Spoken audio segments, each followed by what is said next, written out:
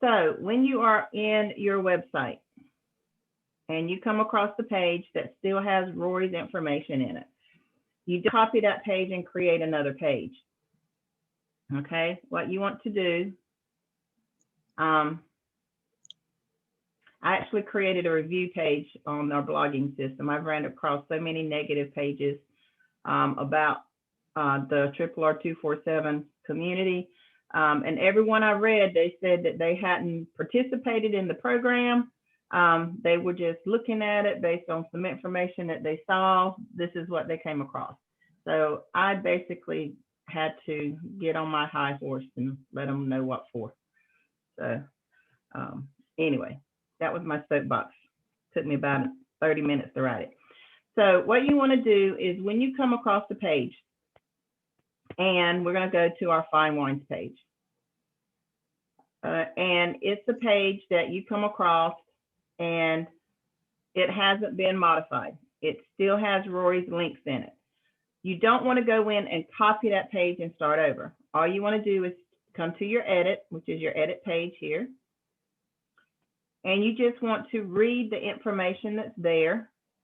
Like I tell my students, the first thing you want to do is get rid of anything that has a link in it. So you want to click on the link, you want to break the link and remove it. That way you're not worried about a link. Same thing with your pictures. When you go to your pictures, you want to click on the picture on your link.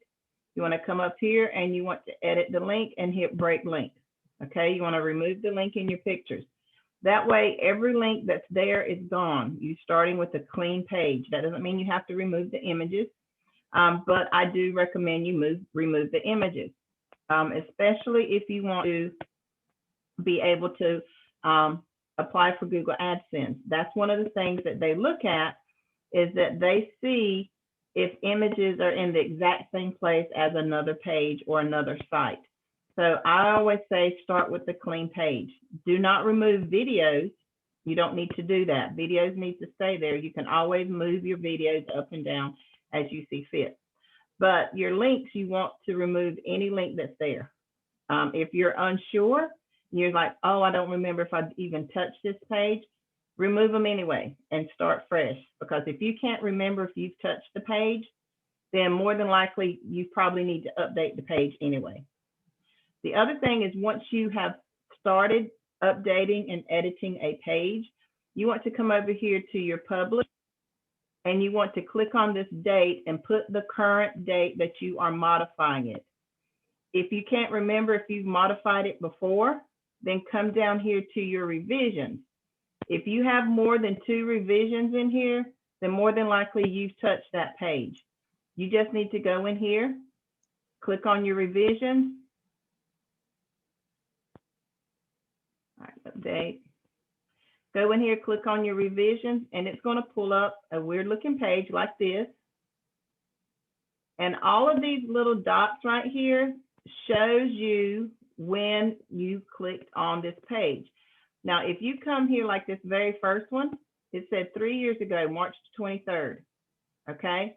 I know that's my page because I was in March the 23rd. Okay. 3 years ago.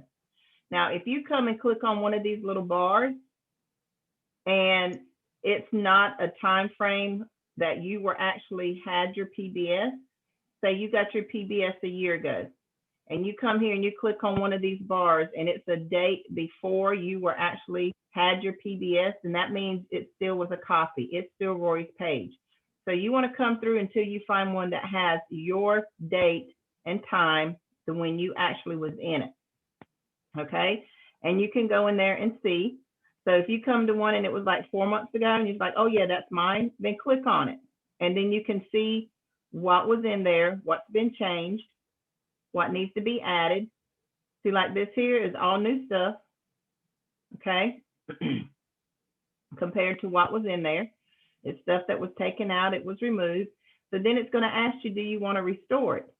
If you've read it and you're like, yeah, I like what that says and it's my information, you don't want to restore it. You just want to look at the date and put that date on your published date because you forgot to change it. When you go and modify a page, it doesn't change your published date. That's why a lot of people forget when they actually modified their page. They forgot to do it.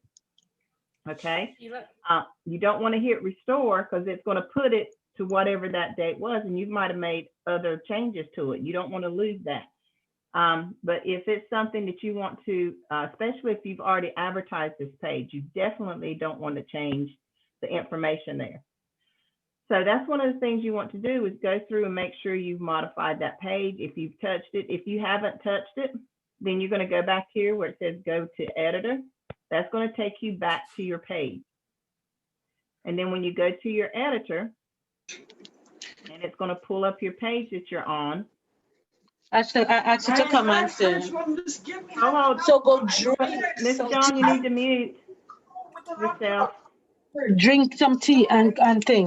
Hold I up. should don't buy. There we go. All right.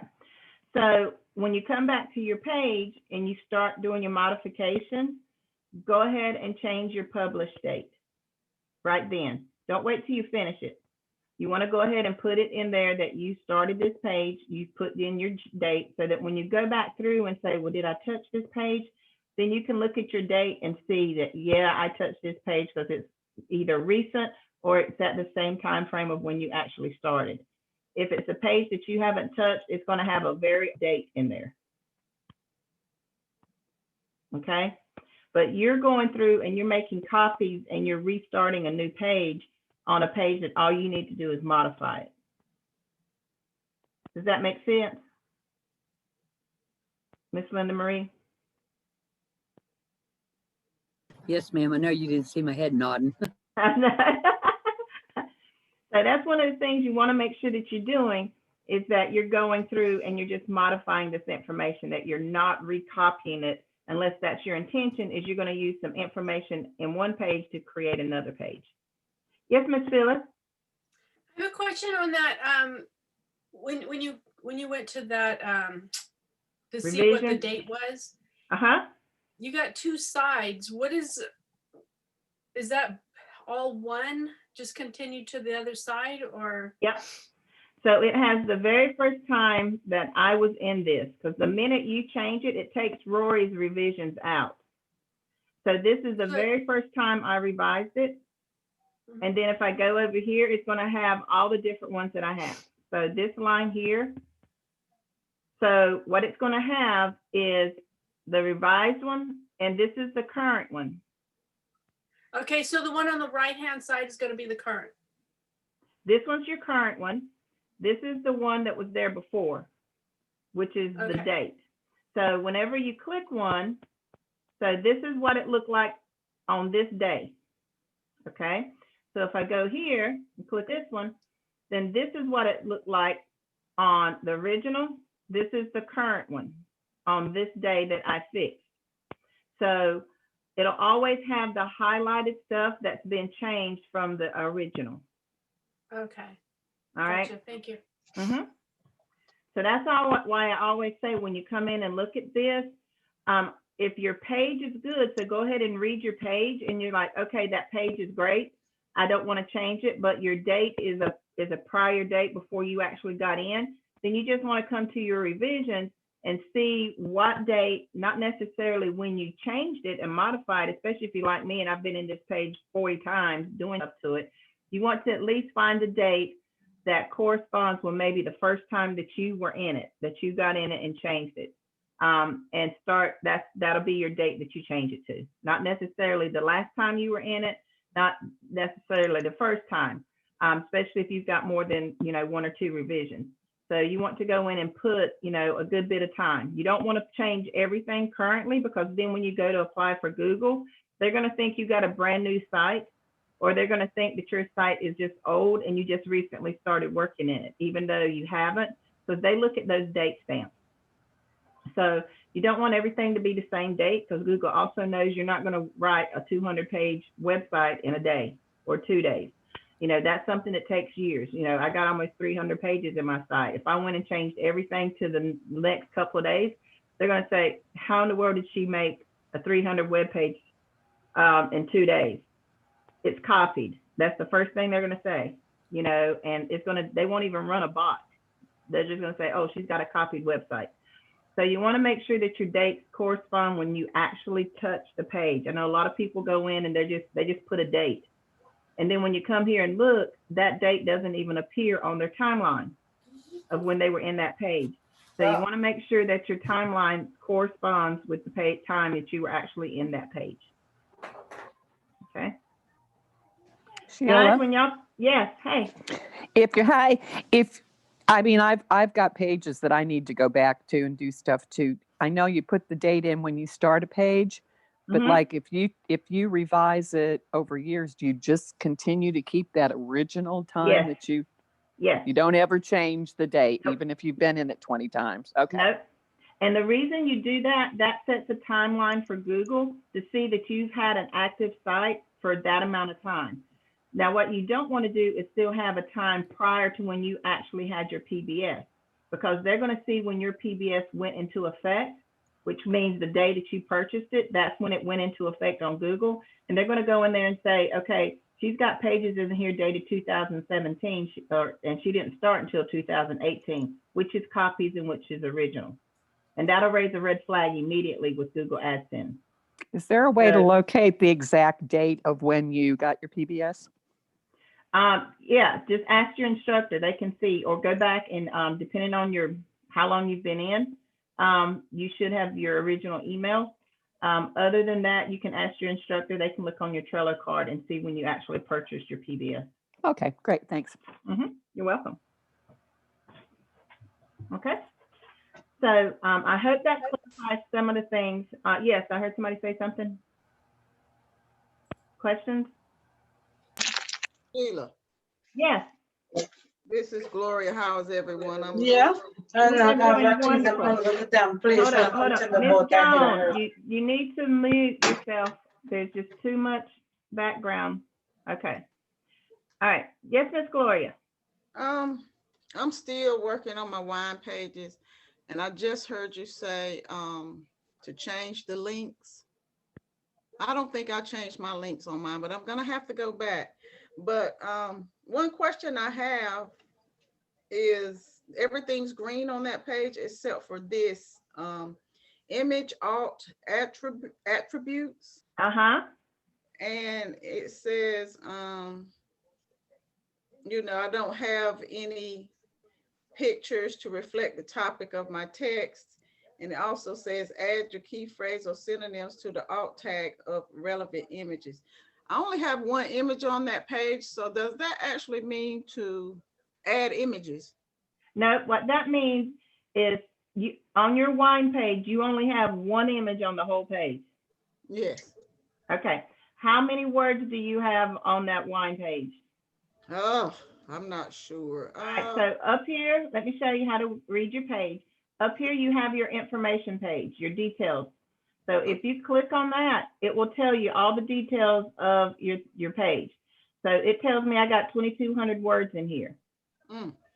So you need to go in and click on your details and see how many words. If you have more than 300 words, one picture is not enough unless you have a picture and a video, which you should have. 700, 800, maybe 900 words. All right, so you need a minimum of two images. You need an image every 150 to 200 words. Okay. Okay, but what your message is telling you is that your image, you don't have it relating back to your key phrase. So what that means is when you click on your image, okay, you're going to look over here to the right of your page and you're going to have your detailed settings. And you're going to have your image settings. And right here is your alternative text that it's talking about. This should be your key phrase that you're using for your page. Okay. If it's blank or if you have anything else there other than your key phrase, you need to take it out and put your key phrase in. Oh, can you go back a step? Because I didn't see how you got to, okay. Okay, so when you're in your page, a lot of people have this. It's just blank, okay? So what you want to do is click on this setting and it's going to put up your detail of your page so that as you're writing, you'll be able to see what's going on. So when you come in and click on your image, it's going to go from my permalink to my image block. You see it changed to block. and it's telling me that I have an image block. Okay, It's telling me the different styles I can put in there. And then it gives me my image settings, which is going to be Okay. your alternative text.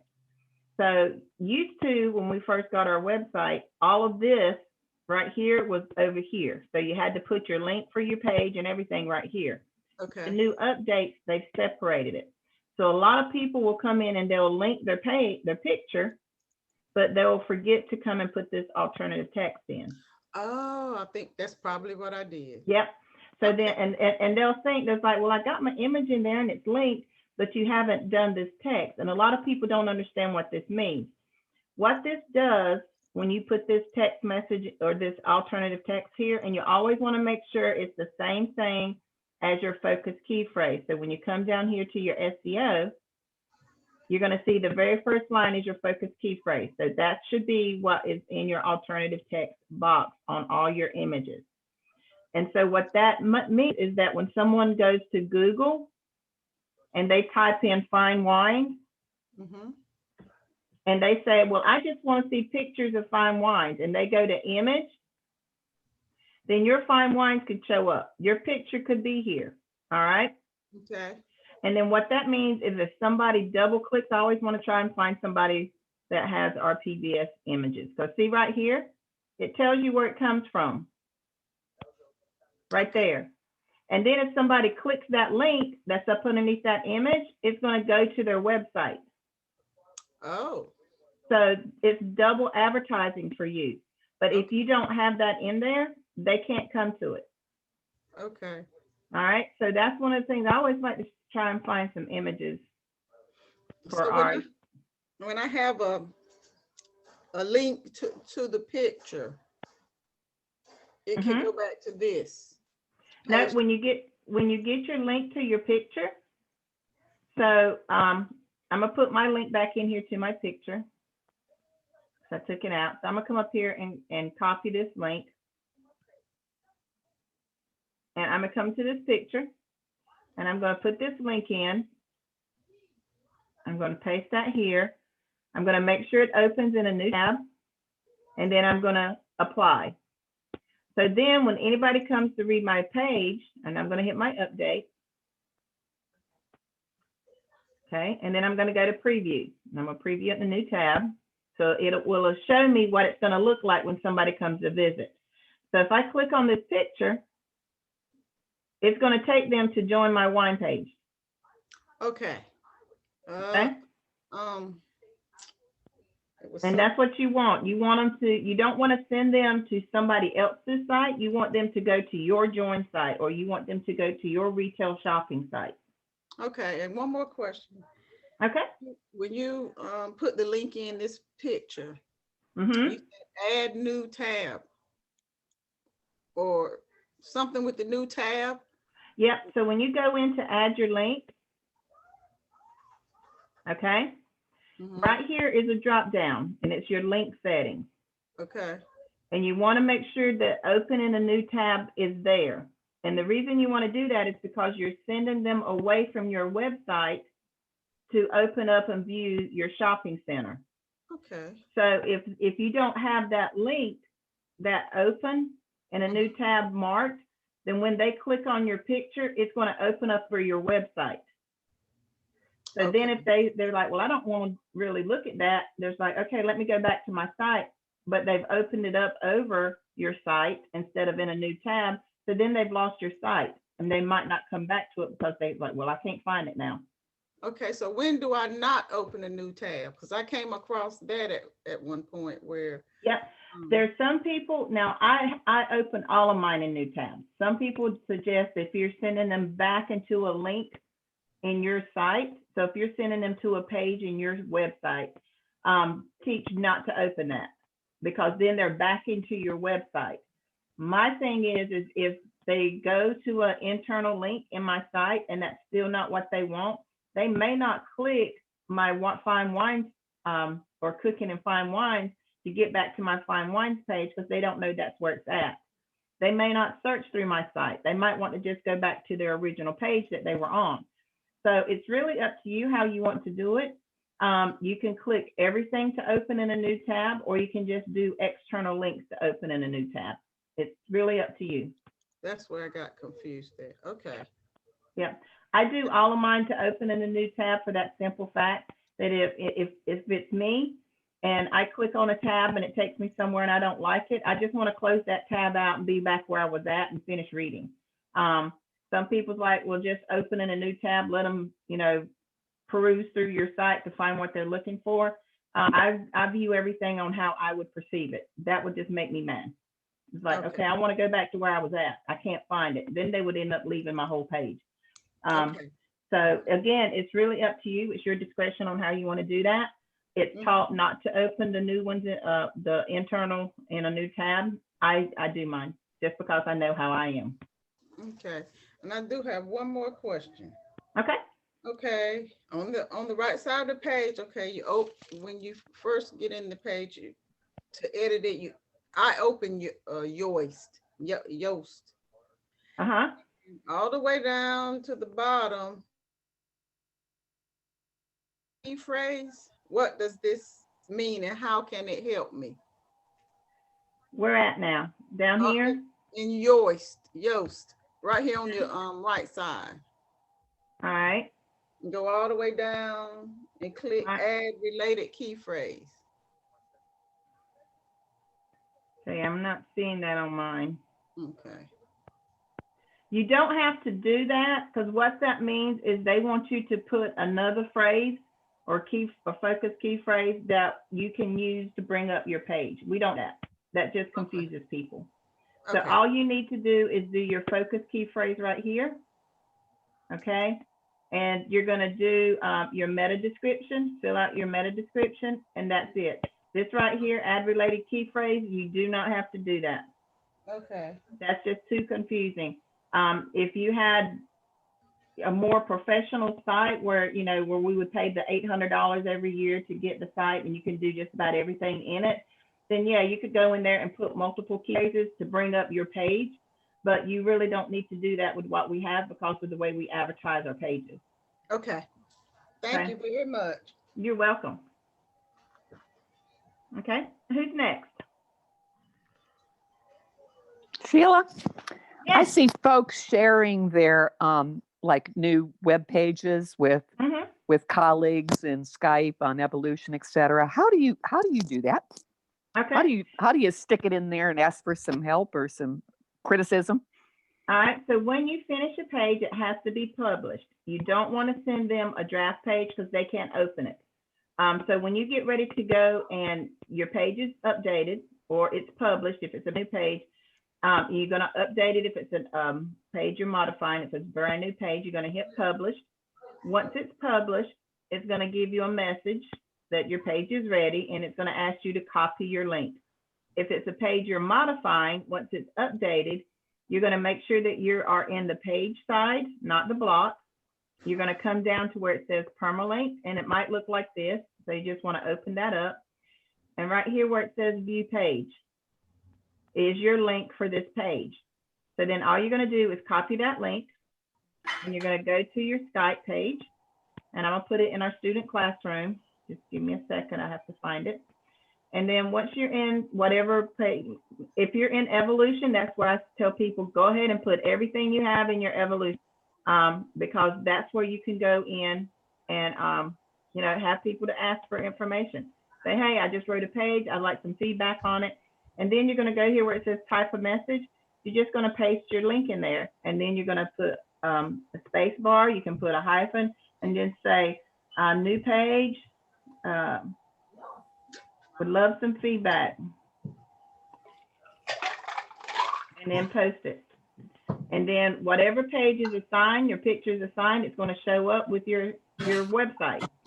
All right, who is doing dishes? Please mute yourself. That comes through on my recording. It's not very professional. So that's one of the things you want to do. And I suggest anytime you modify a page or create a new page, you want to make sure that you post those in your Evolution groups or your MSI's chat group. Number one, it gets you generic traffic because they will click it. Not everybody will respond. Not everybody will give you feedback. but they will click it and read it. It might trigger them to get some ideas on some things. It might give, they might actually respond to you and say, yeah, hey, I saw this on your page. This is what need, just, you never know what up. Just remember, don't take everything in stride. I had some people that tell me yesterday when I posted that page on Rory and Triple R27, that I needed to not put in there, it might take up to 3 years to start being successful. And I'm like, why? To build any successful business, it's not going to happen overnight. But it took me 3 years to get to where I wanted. Well, it took me 1.5 years, but it took me 3 years to where I could have the time. Like I said, I took almost 4 months and spent with my daughter in Raleigh while she had her baby. Took my computer with me, my laptop, and still did business. And I was, supporting her and me based off my commissions I was making. So, I'm not going to lie and say, oh yeah, this took me, not too long to do it. I'm always honest in my paper, in my writing. I don't ever fluff anything. I'm not going to tell somebody it took me a month to do what I had to do. That's not me. I'm not going to lie. I'm not going to give anybody false hopes. I'm going to tell them exactly what it is. But that was my work schedule. That was my timetable. And I put in there's some people can do it in a short amount of time because they need it. I didn't need it. My husband has a very good income.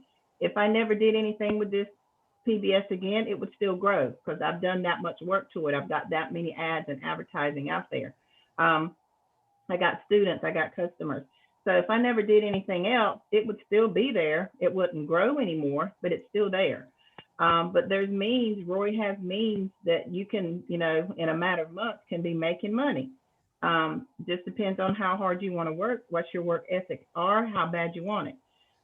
So I didn't change anything and I didn't respond to them negatively. I just, okay, that's how they would do it, but that's not me. So whenever you are writing a page, you want to be as honest and adhere to your own ethics as possible.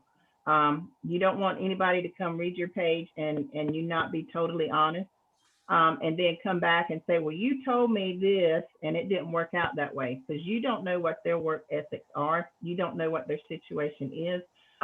They might take their last $87 and buy this PBS and say, all right, you told me in 2 months I can make $30,000. And it ain't happening. But then you don't know that they're sitting home, and haven't touched their PBS and just waiting on the money to come in and they've done absolutely nothing. You have people out there like that. So I never give false hope to anybody. I let them know what my experience is and my experience alone. So that's one of the things you want to do is just be totally honest in your website. Put in there, if your grammar is not all that great, but that's the way you want your page to come across. It says what you want to say. Leave it. You don't have to have perfect grammar. You don't want it to sound like a kindergartner wrote it either, but you still want to make sure that you're still honest with yourself. You still want to make sure that you stay within who you are. You don't want to be, like my grandma always says, don't put on airs. You are who you are. People relate to you better if they see your honesty and can relate to your personality by how your page reads than by you trying to be somebody else and it comes across as a fake page, which is more of an advertising instead of more of a blog. If anybody ever sees how I write my advertising, especially on social media, I never say call it a website. It's my blog. Come read my blog. Now, if I'm advertising on a business side, I'll say, I have this great website on some great information. Please come have a look at it. You might find something interesting. So my demeanor and tone changes based on where I'm advertising. So you need to do that. That's why Roy always says you should have your interest pieces, then you should have your business ads or your business pages. And that's the way they should read, like a business ad. They shouldn't be reading, about your home lifestyle. They should be reading facts and information and statistics. And then everything else, you don't need to have that many pages like that, but your overall website should be a combination of those things. Does that make sense? Yes, ma'am. Thank you very much. You're welcome. Okay, next question. Anybody? We are open for business. Well, shoot, if nobody's going to ask a question, I'll ask another one. Go ahead. I got to thinking the other day, we're opening up the wine for other countries. Mm-hmm. And I was thinking about the pages that we write for the other countries. I don't understand how that attracts customers from those countries simply because there's a page addressing, say, Germany. I mean, the links are all still the same links. Because you need to advertise in that country, and you need to still okay. advertise. Yeah, you still need to advertise in that country. That's like I say, you build a store out in the middle of a farming community, and nobody knows about it. That's in the city because they don't come to the farming community. So you have to let them Okay. know you got a new store. So I got to think about this as my store that now I've gone to Germany. Yep. Gotcha. Okay. Thank you. You're welcome. And you need to have a page. And that's why we always say, you need to make sure that even though you are writing a page for your wine ambassador in Germany, you need to make sure that you are using the word Germany when you're writing. You don't need to just say, we've gone global or worldwide. You need to specify that country. You need to specify a city in that country. For the simple fact is when people search, they search for specifics. So they might be searching for Glasgow, Germany, or wherever. I don't even know German names. I hope Glasgow's. I think that's in Europe. But a German country. Nuremberg, long story. Yeah, there you go. So you can say we can deliver wine now in blah blah blah blah Germany. So when people go in and search German cities, your page can come up because you mentioned that city, and then they can go in and they deliver wine in Germany. They deliver So in the wine to this town. advertising, do you use an internal link just to that page? Yes, always. You always want them Gotcha. to come back to your page. Always. So for each country, it's going to go to their page, and then they can go exploring from that point. Yep, because they're still, once they come to your page for Spain, for Germany, for the UK, as soon as we get Australia settled, you can do Australia, Canada. So as soon as they come and read that, they're still in your website, so they can come in and say, oh, they got other stuff.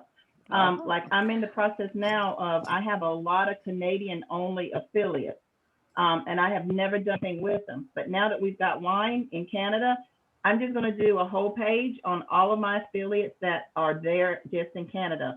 And I'm going to have a menu that says Canada only customers. And then they can go in there and click and get wine. They can get pet products. I think I have a vegan company that's for Canada. So you can be more specific like that. See what companies you have, just like Valentis. It's worldwide. So when you're writing ads to for Valentis or creating pages for Valentis, just plug in a country. Oh, you're so-and-so, guess what? You can get your product there if you're moving. Like, I got a student here that's getting ready to move to Peru soon. But she can get her Valentis there. It's just a matter of making sure we get the shipping done. But, it's the other stuff, as soon as Bella Vita and Ambassador grow, more stuff, more countries open up, then we can market there. You can market wine globally, just not globally. They can get wine. They can do the business side of it anywhere in the world. Just not everywhere in the world right now is accessible to physically get the wine. So that's one of the things you want to make sure is you want to be specific in your advertising or writing in your page. Just mention a country here and there, mention a state, mention a city. So when people search for those particular things, your page has the option to show up because you mentioned it. That's how Google search works. They do what people pinpoint. And then after they get that done, then they show pages anywhere that particular key phrase shows up. Okay. I'm understanding a little bit more every day. There you go. That's the purpose of our classes. I got a question, Sheila. Yes. The countries that we're advertising to, do we have a list of them, or does Rory have them on his page that he updates all the time? No, you can like in Wine Ambassador, you can go to facts and questions or I forgot, Q&A, whatever, I forget what it's called, FAQ, and it shows the listing. Same thing with Valentis, Bella Vita. It will show the listings of the countries that's there, that they have options to ship to. Okay, great. You're welcome. Where's that at? In the, when you go to your site, so if I go to my, let me go here. So if you go to your Wine Ambassador, and they should have, and you go to your login, or even if you go to your Valentis, the bottom, usually they have, okay, I agree. Since mine's different, I got it set up. They have the different things that you can go into, like the home. You can do over here where it's got the facts and information that you need to, the corporate overview. If you go to the shopping, if you go to your Bella Vita, when you log into that one, if you look down at the bottom, once you log in, down here at the very bottom, you have your site map. So you can go to your about products, you can do the support at Bella Vita, you can go to the home or the community products, and that's where you will be able to get your information that you need. You just need to, you know, shop around and see what their different things are. But usually they will have a facts and questions that you can put in, especially when you go to your contact Bella Vita. It'll actually have different information that you can see up there. And one of them will be your questions and answer segment. Okay. What's next?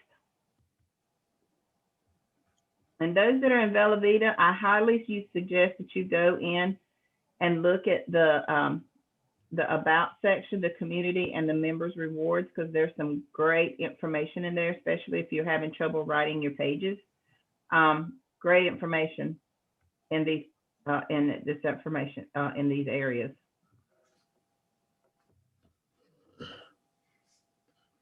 Okay, what's next?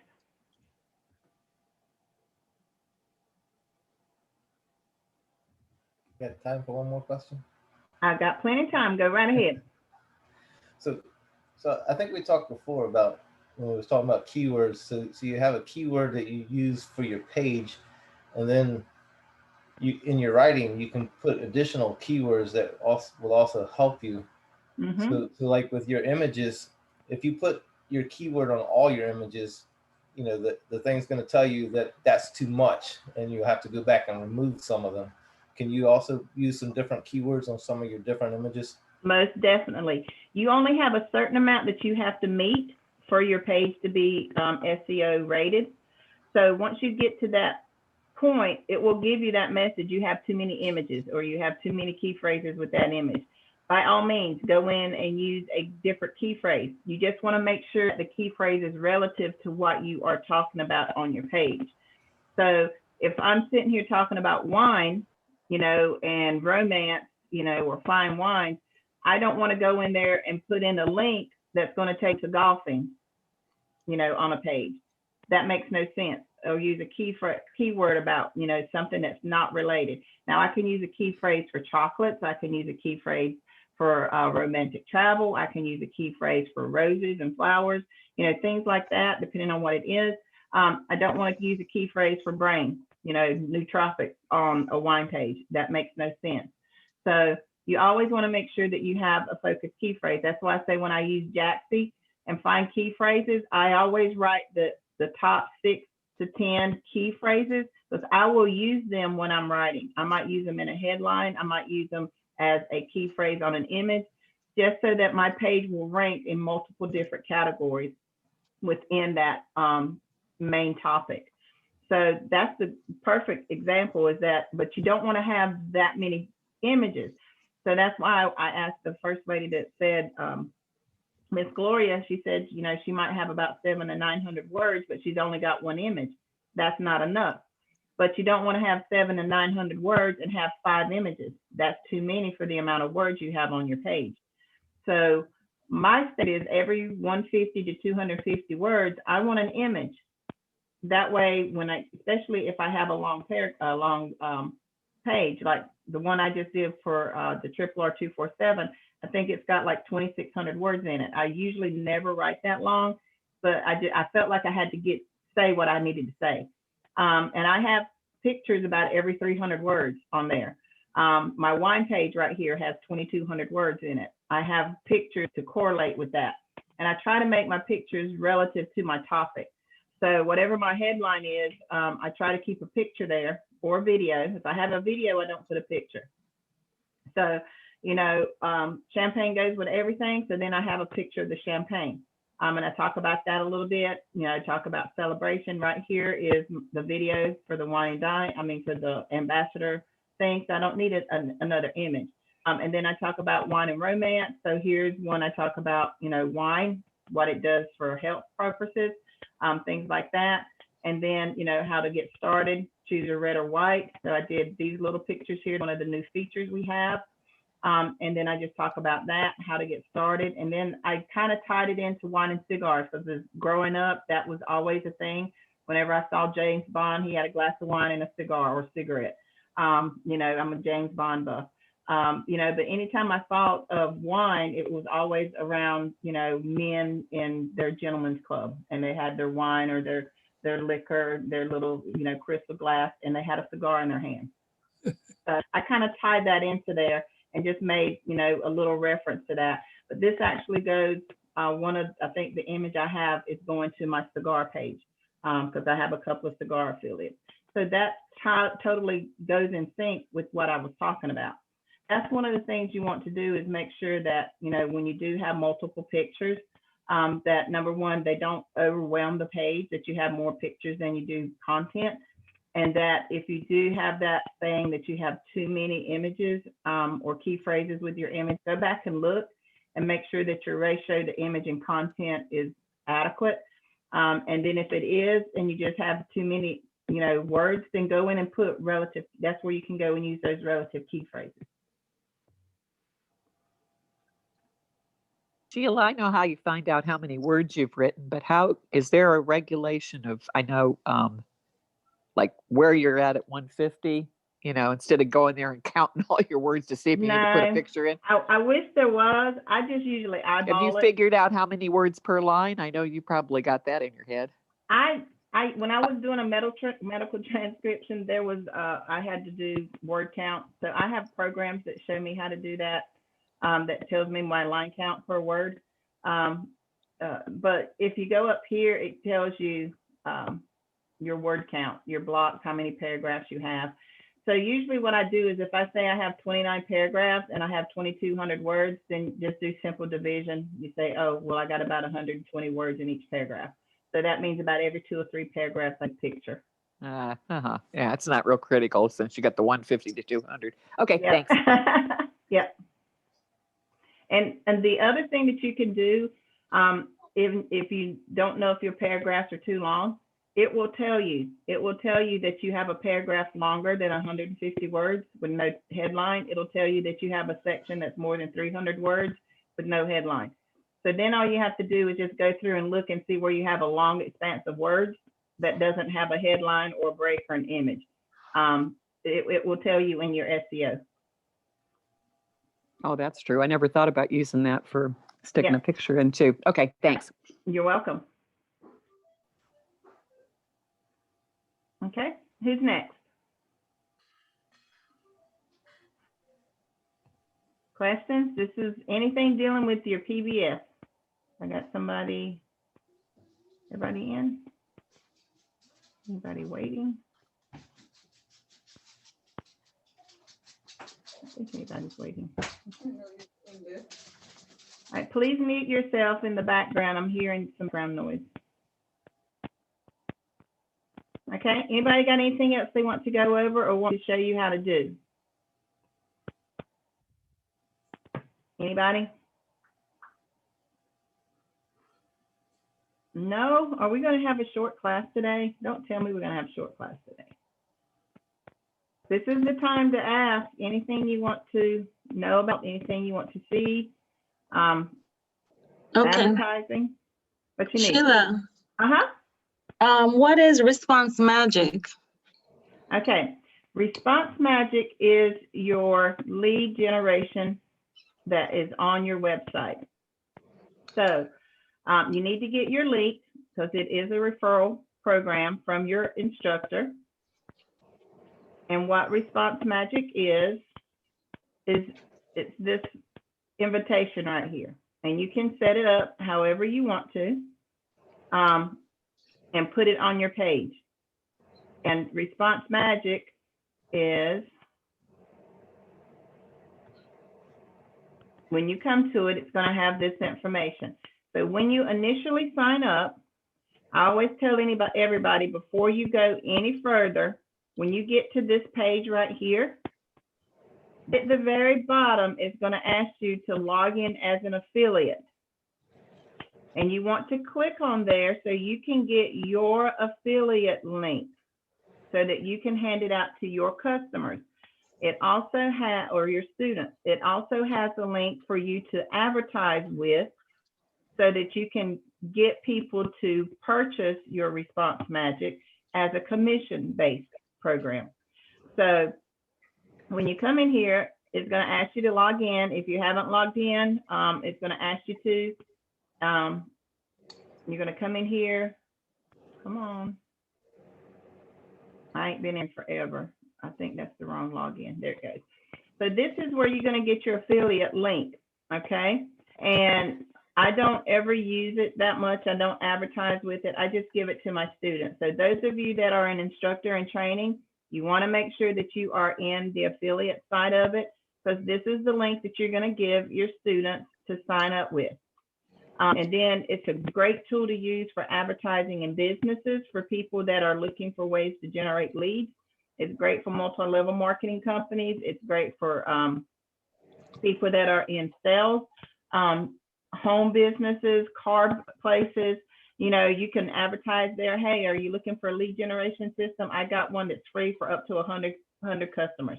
You know, and they can come in here, and then once they hit that 100 customer mark, then they have to pay for it. I mean, it's only like 17 or 18 bucks that they can pay for it, and then they have unlimited source. But every month that they renew that $17, you get a percentage. You get 40% commission off of every upgrade. So it's great. And then if they upgrade to the SMS where they can send text messages and emails, then you just get more money. So you want to make sure that you are here, you have this link, okay? And then you can go back to your, and it's going to be Platinum Synergy. That's the other thing I want you to be aware of. The affiliate link will have Platinum Synergy in it. A lot of people get confused about that. Your Response Magic link is going to say Response Magic. That is your generator, okay? So once you go in there and log into that, this is what this is going to look like for your personal use, okay? And this is where you're going to create your generation magnet, your lead magnet that goes on your website. And you need one on your site when you apply for Google AdSense. They want to see that you have a way for your customers or your potential customers to be able to reach you. And so all you have to do is you're going to come here and create, and you're going to create an opt-in form, okay? And in that opt-in form, it's going to ask you, where do you want to send it? You can say use existing site. If you've never been in here, it's going to have a website, email, or website list, which is fine. You're going to leave it there. I've created multiple lists for different things. So I got one for Velveeta already. So I'm going to click one, and I'm going to create a new list, and I'm going to name it Zleem.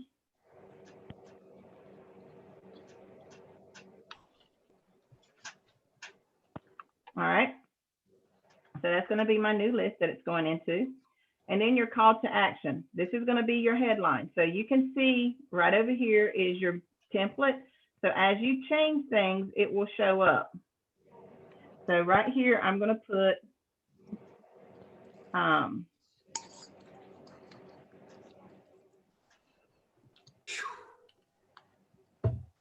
right. And then you can change the color if you want to. I'm going to do purple. And then you make sure you hit choose. Now I'm going to copy the code right here, or I'm gonna write it down. I might have to copy something else because I want to use the same color code. And then you hit choose. And that's gonna be, you see it changed it. All right, and then your call to action is what you want them to do.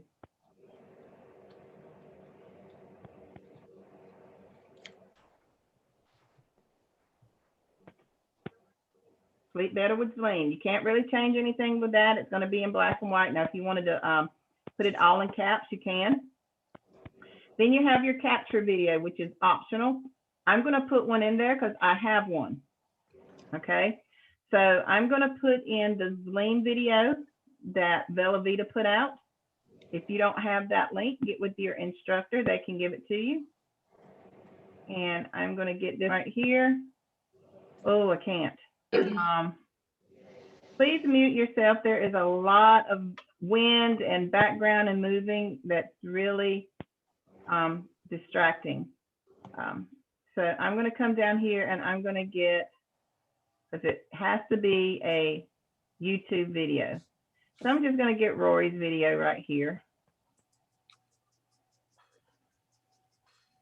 I wish it could be, because it says add YouTube link for capture page. So I'm going to put YouTube, which is Rory's. And then it asks you the questions. Now it comes with 3 standard questions: first name, last name, and email. Now you have these little stars on the side. If you highlight them in red, they have to answer it before they can leave your form. So I want to make sure I have their first and last name and their email. Most people's fine with that. Then you have the option to give them another question. I always want to hear see what state they're in. That way, and I'll make that highlighted. That way I know if they give me their phone number, that I know the time zone to call them. And I put the phone number, but I don't make the phone number mandatory, okay? Most people don't want to give their phone number, but if they do, then I want their state so I can see their time zone, okay? But you have all different things that you can put in here. You know, fax, if you want a fax, you can ask for their address. You can create a custom field, and then when you hit custom field, you can put in there what you want to put in there. You know, maybe an alternative phone number, alternative email, you know, just different things. You can ask them for their Instagram. So whatever you do for the custom one, that's totally up to you. And then you want to be able to, you have your submit button. This one says get instant access. You can come here and say,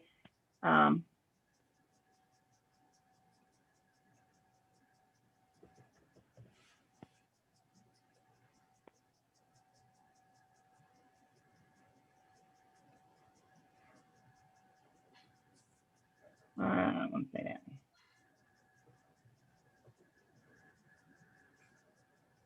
Yeah, I'm gonna put this one. I already got that one. Don't miss out. And it's in green. So remember that code I remembered. So I'm gonna come down here and paste that code in. So it gives me the same color. Oh, nope, I don't want the YouTube video. That's why I'm gonna come in here and I wrote down the code.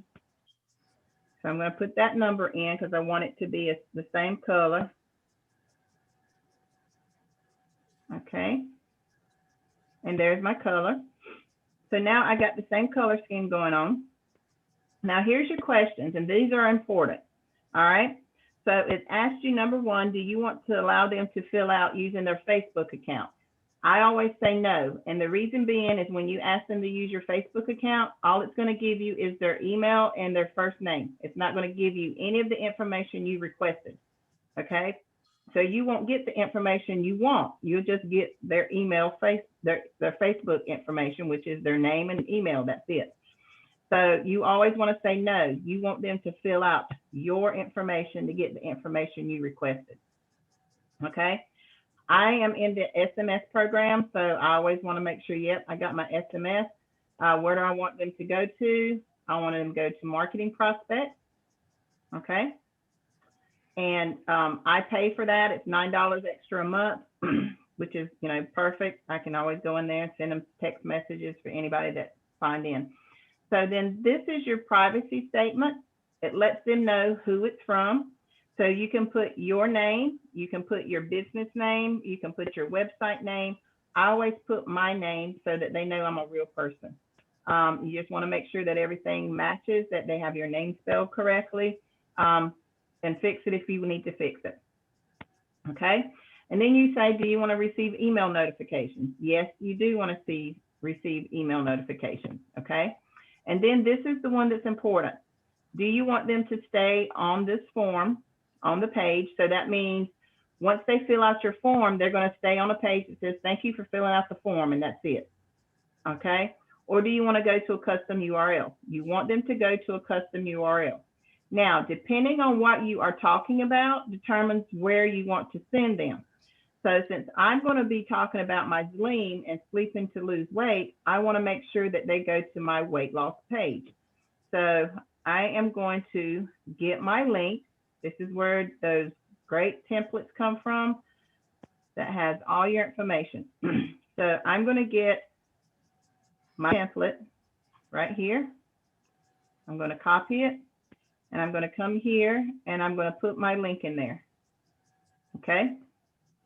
And I always give credit. Yes, I want to put that in there where it's at. And then before you hit submit, you want to go through here and look and make sure you got everything that you need. Make sure everything's correct. It looks the way you want it. Okay, telephone, email. Okay, so then once you hit get that information, make sure it's where it needs to be. Make sure everything's good. You're going to hit your submit. Okay.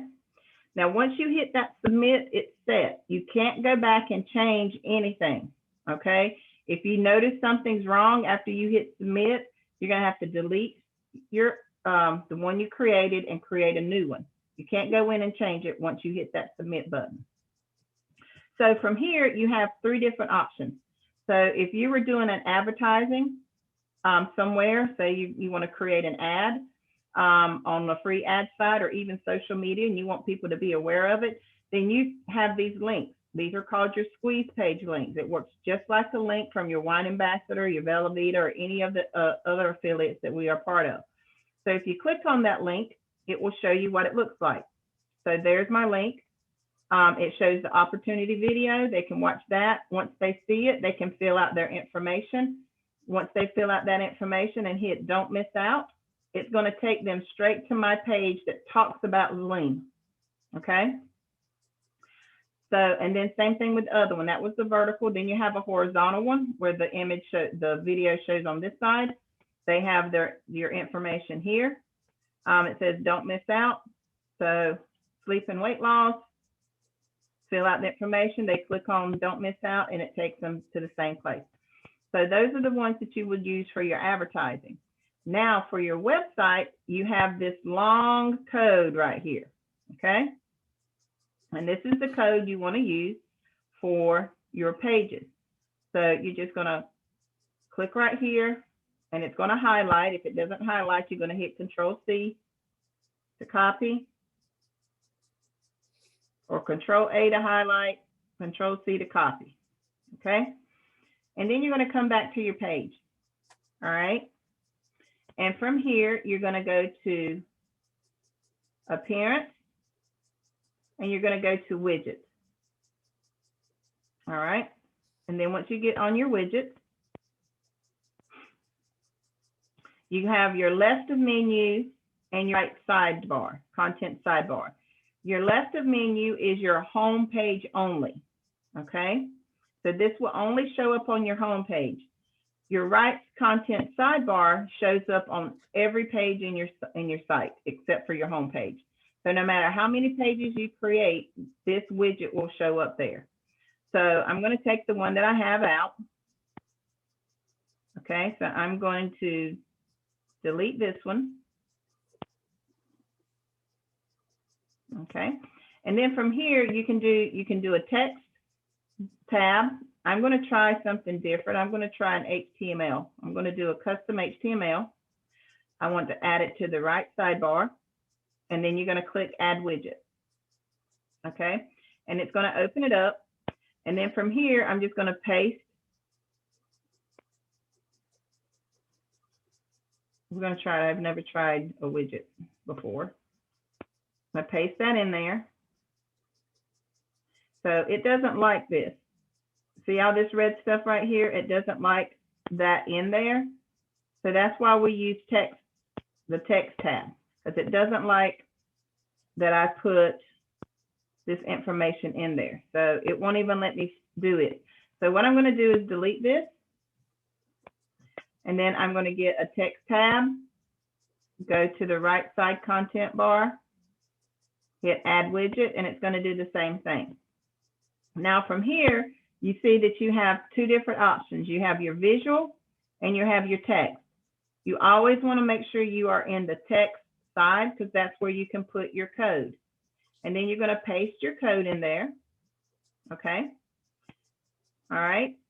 And then you're going to hit save and then done. Now, because this is at the very bottom, I don't want it to show up at the bottom because you see I have all these other information here. I want it to show up right up underneath my search bar. So I'm going to move this tab up underneath my search bar and it's going to move everything else down. And you don't have to save it. It's already saved, but if you want to go back in and open it up and hit save and then done again, just to make sure, then it's there. Now, I want to see what this looks like. So I'm going to come here. I'm going to refresh this page. And then there's my new program, my new ad. So now they can come in here and hit sleep and weight loss, sleep better with Zleem. And you do have this big space. A lot of people will go in and they want to take this space out. Don't do it because it will mess up your programming. It will mess up your code if you don't know what you're doing. And then when they go to fill out their code, your code, and they click this here and it's supposed to send them to your page, it will not. It'll say thank you, and that'll be it because you've messed the code up. So therefore it doesn't know where it's supposed to go. Don't do anything like that. You just want to leave it like that. Now there are some options you can do. You can go to visual and this works just like our website does. Okay. So you can actually scroll down and you see how everything works. And you can say, well, I want to put a picture in there. Okay, you can put an image in here. All right. Now you can go here to hit add image and it's going to pull up your site. Okay. And then you just have to choose which one you want to use. All right. I'm going to put this image in there and insert image.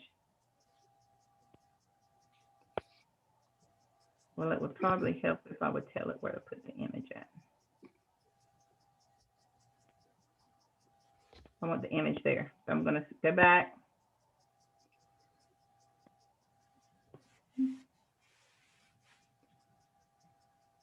Which one did I want to use? Let's use this one.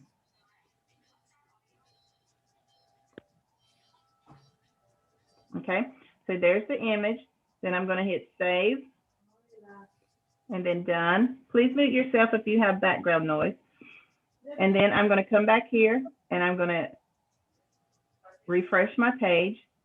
And then there, I can see that I have an image in there, so it distracts a little bit from all that empty space. And they can read it and still see information that's there.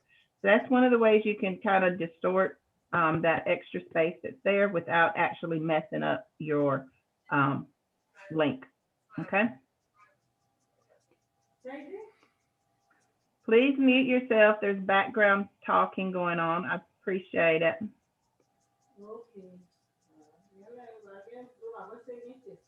All right. Come on, guys. Please mute yourself. All right. I did it for you. All right. So if you have any questions, please let me know. What else you need to go over?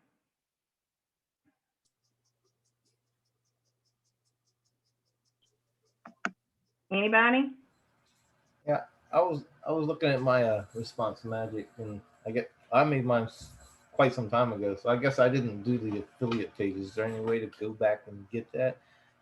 No, if you didn't, the affiliate link, yes. So when you go into your Response Magic and log in, before you log in, you should have your page where it tells you to log in. Because I was just in it, it's going to lead me in there, of course. Let me log out. So when you first log in, it's going to have this right here. Okay.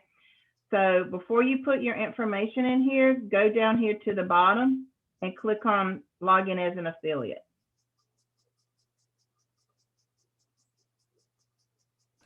Yeah, I tried that and it said that my username and password didn't exist. They won't be the same. They're two different programs. I'll have to make another one. Yep. Okay. Yep, it's two different programs. A lot of people go in, that's why I say when you go into here, you're going to see it says Platinum Synergy, not Response Magic. So if you're trying to use your Response Magic login here, it's not going to work. Okay, so if this is what you get when you click in there, you want to go to Get Help Logging In, and that should be able to tell you what you need to do. If you've never logged in here, then it will usually ask you to, the information on how to sign up to be an affiliate.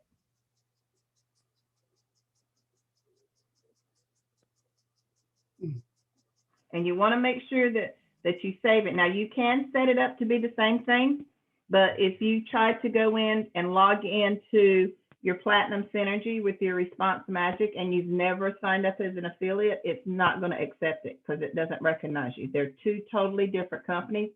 Platinum Synergy is the parent company for Response Magic.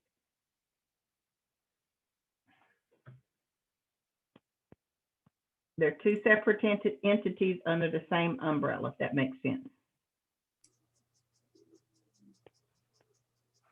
Okay. I have a question, Sheila. Yes. I know you sent me information on how to do transferring videos into your webpage. Mhm. And I was trying to find your training on that because I know we did a training on how to put a video, take a video from anywhere, not just from our PBS, but just taking it from like YouTube or something and putting it in there and then also altering the size of it. Okay, we can do that. So I couldn't find that video, that training that you did. We can do another one. That is no problem. So Okay. We're going to come here and I'm going to do actually.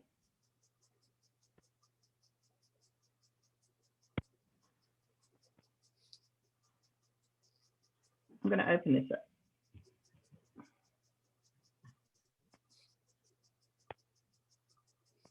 All right, so this is my Zling page that I created.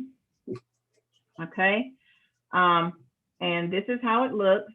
And I wanted to, I think I put the video in here or didn't. So this is the Brain Reimagined that's in there on biohacking, but I would really like to put the Zling video in there. So I'm going to edit this page.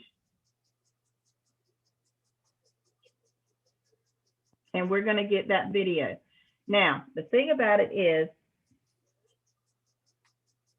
the video for the Zling is a Vimeo. Most places, you get YouTube. I don't want to use YouTube, or they don't have it on YouTube. This is all a Vimeo. So the one thing I want to do is see, because I had one in there and it wasn't from Zling, it was from somebody else, and it had their information at the end of it. So this is their rewards video, which is cool. Y'all need to watch that. It's awesome. So let's go member rewards. I think that's the same thing. This is Rory's. So let me see what this one is. That's Brain Reimagined. So that's that one. I was trying to read those codes and stuff, and for the life of me, I couldn't figure them out. So I'm gonna look at this one and see if this is the one on Zling.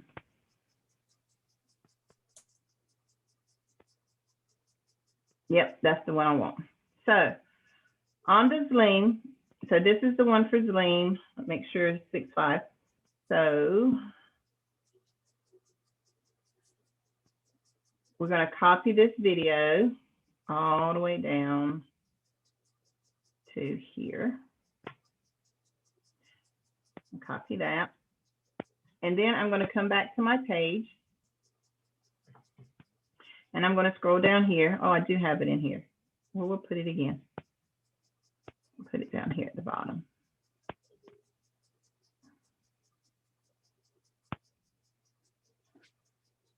All right, so this is the one that's there. And instead of erasing it, I'm just going to come in here and paste the new one in there. All right, and then we're going to hit preview to see if that's the one I want. Yep, 225. But I can tell right now, when you come here and look at it, you see the width is 640 and the height is 360. Okay, the height we have no problem with, it's the width. So when you go to preview this video on your page, it's going to overlap your whole page. So it needs to be at least 520, okay, for it not to overlap. So all you have to do is stay within those quotes, type in 520, okay, and then hit preview. Now, the way that you can see it is that if you click preview, and I'm going to show, let's go ahead and show, I'll show that right now. Show you how you know it's going to overlap your page. So when I go to click preview, at the bottom, there's usually, so I might be able to get away with 530. There will be a bar here that tells you that you have to go back and look at it. So let's go here and hit update. And then you can go to preview your page. So we know, and you always want to preview in a new tab. And we're going to scroll down to the bottom and see if that video is overlapping. All right, so 530 is okay with that. So that'll be fine. But now if you want to know if that video is too big, if we put in the 560 and hit preview, it's still going to look like it's okay, but I don't think it will be. It's going to be too big. Also, your screen monitor will determine whether or not your page will overlap or not. So some people, you know, I have a 17-inch screen, so anything that's going to be outside of that is going to let me know that it's too big. If you have a 15-inch screen, everything's going to overlap. But you see how this is overlapping just that hair of my page. That's the way it's going to look when anybody comes to visit your site. You don't want that to happen. So what you want to do is you want to go back in and you just want to go and edit your HTML and change it to 520. 520 by 360 is usually a good size for a video. Now, the other thing that you want to do is when this video plays or they click to play on this screen, you don't want this video to go to another video and start having rolling videos in there, okay? That is what you don't want to happen. So there is a code that Rory has, and it's in episode 19, I think it is. So let me go pull that up. And I have everything in my templates.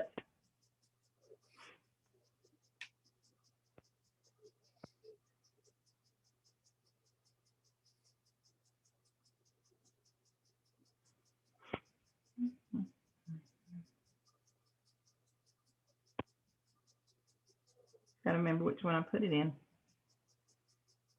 I think it was that one. Yeah.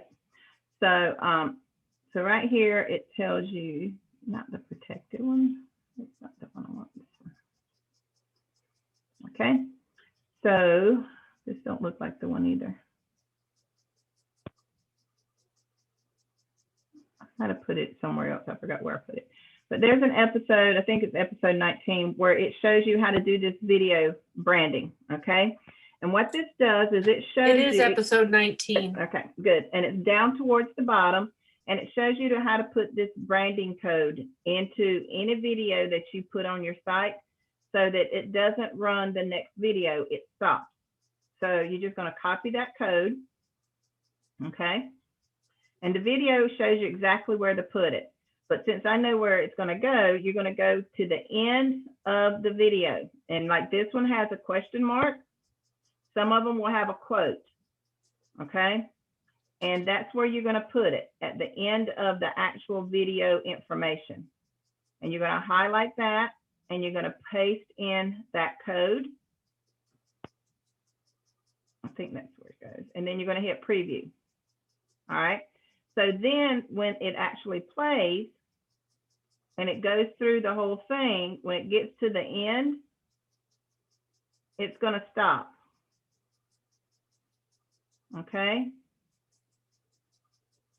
And it's going to stop, and that's it. If they want to go to the next one, they have to physically click it to go to the next video.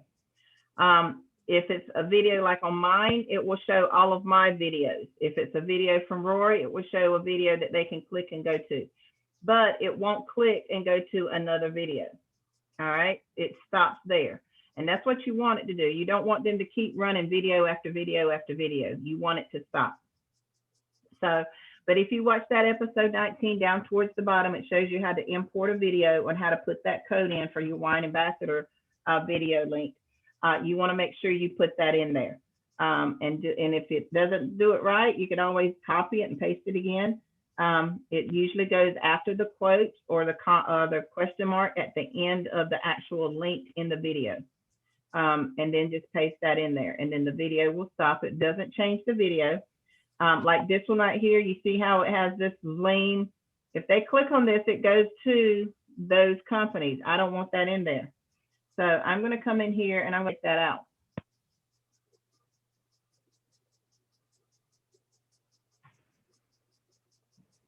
So now it's got my video reference. So let me look and see. So now it's gone. So now I'm not sending them to anybody else's site. Once that video finishes, it finishes. It's done playing. It's going to stop. So everything's good. So that's one of the things you can do. I will actually get this code if you want to use it. And I'll copy it and put it in the chat. So y'all can use that. It's already formatted. If I can get it to copy. And I'll put it in the chat. What are you doing down there?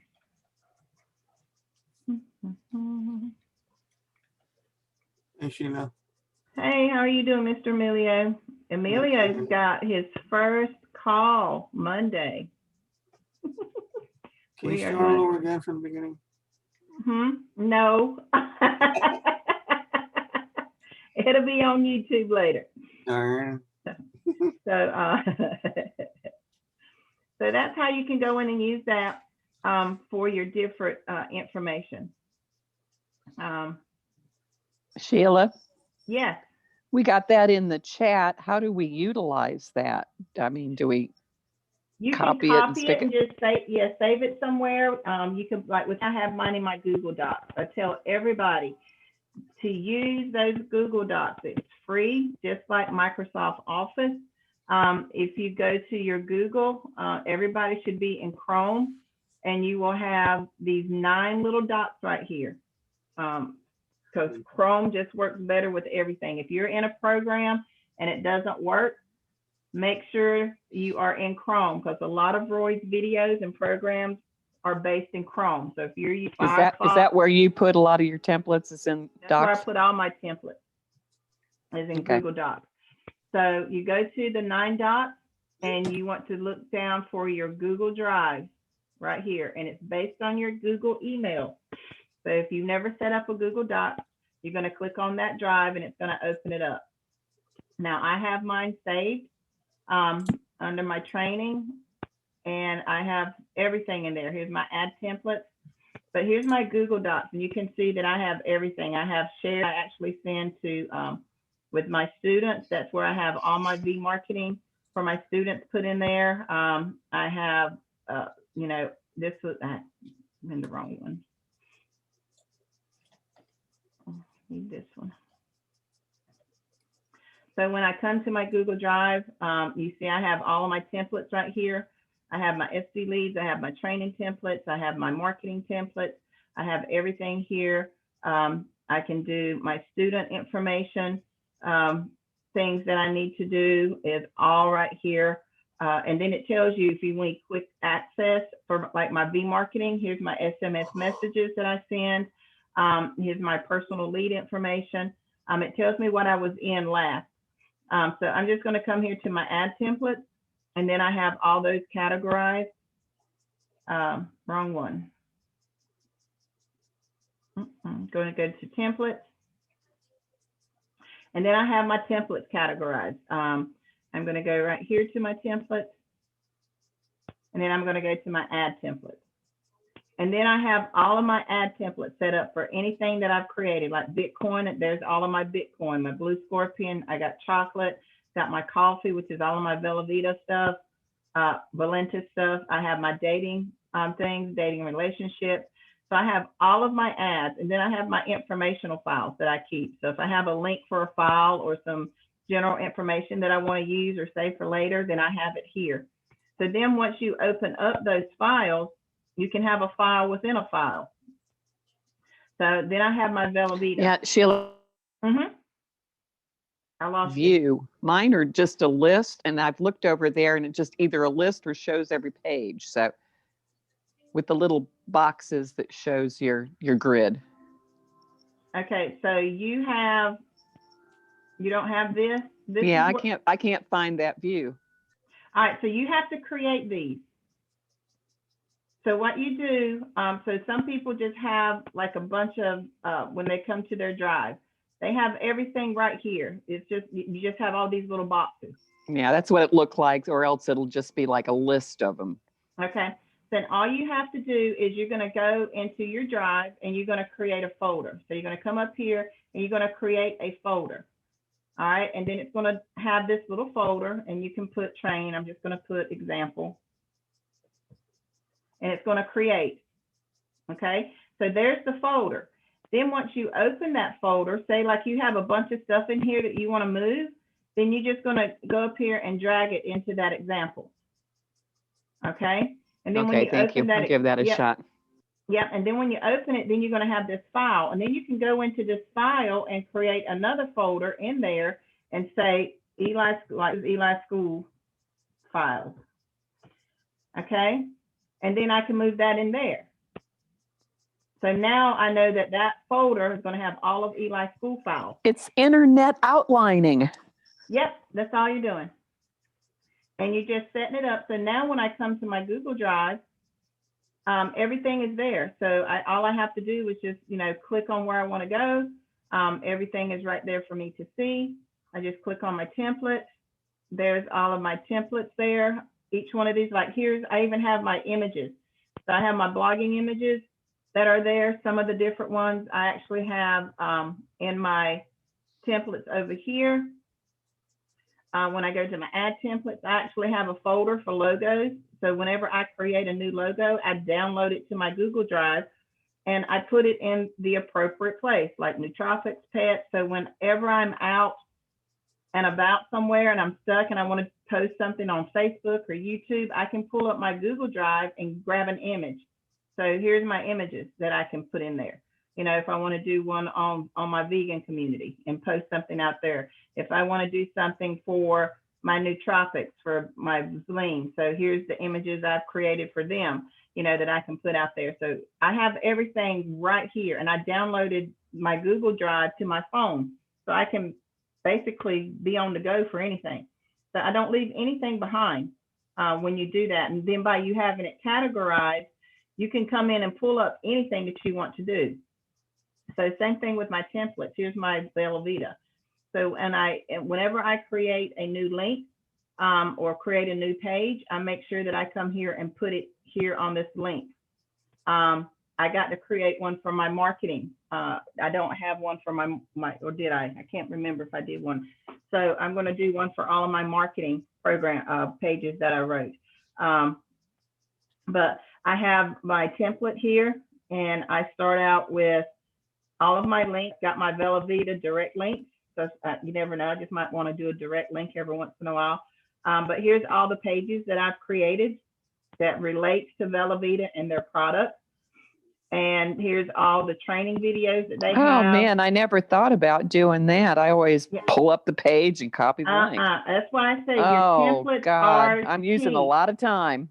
Yeah, you are. If you don't have that template, so now when I go to advertise, that's why I say people's like, well, how do you do that many ads in a day? I pull up my template and it's like, okay, I have all of my links right here. I have the videos. If I want, if it gives me access to do a video, I got my YouTube videos that I can use. And then I have my headline. Anytime I think of a new headline, I pull up my template and write it down. So then I'm like, okay, am I going to talk about just brain in general, or I'm going to talk about biohacking? Am I going to talk about sleeping?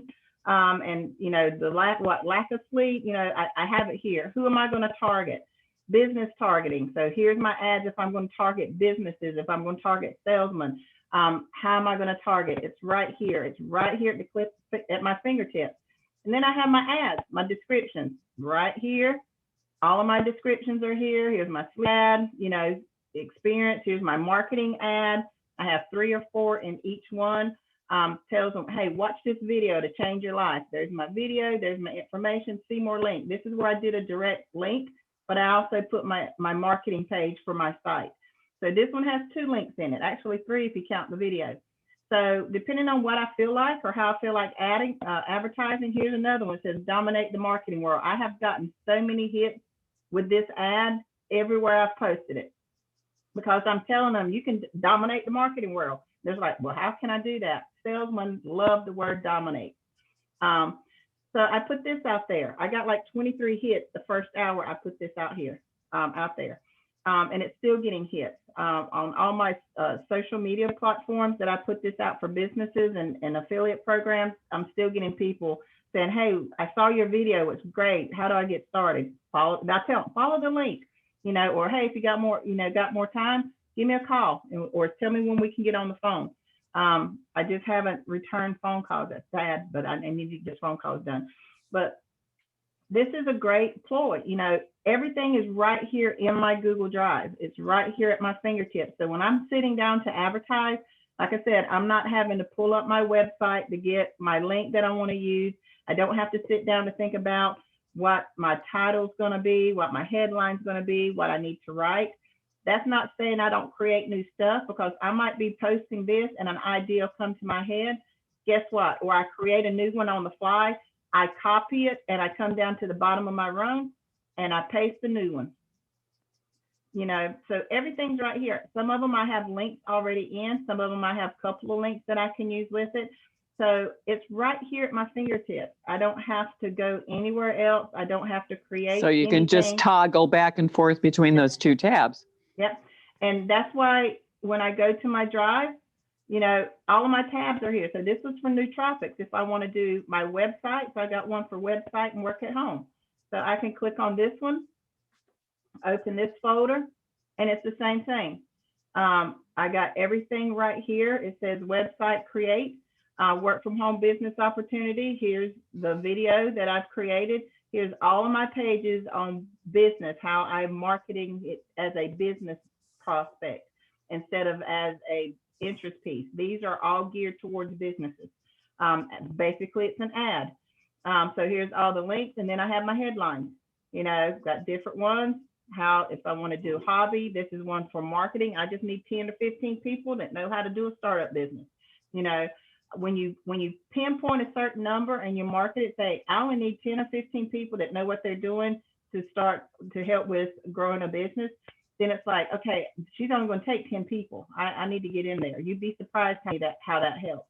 And then I start with my ads, my descriptions. What am I going to say? Here's my ads. I got 1, 2, 3, 4, 5, 6, right here at 10.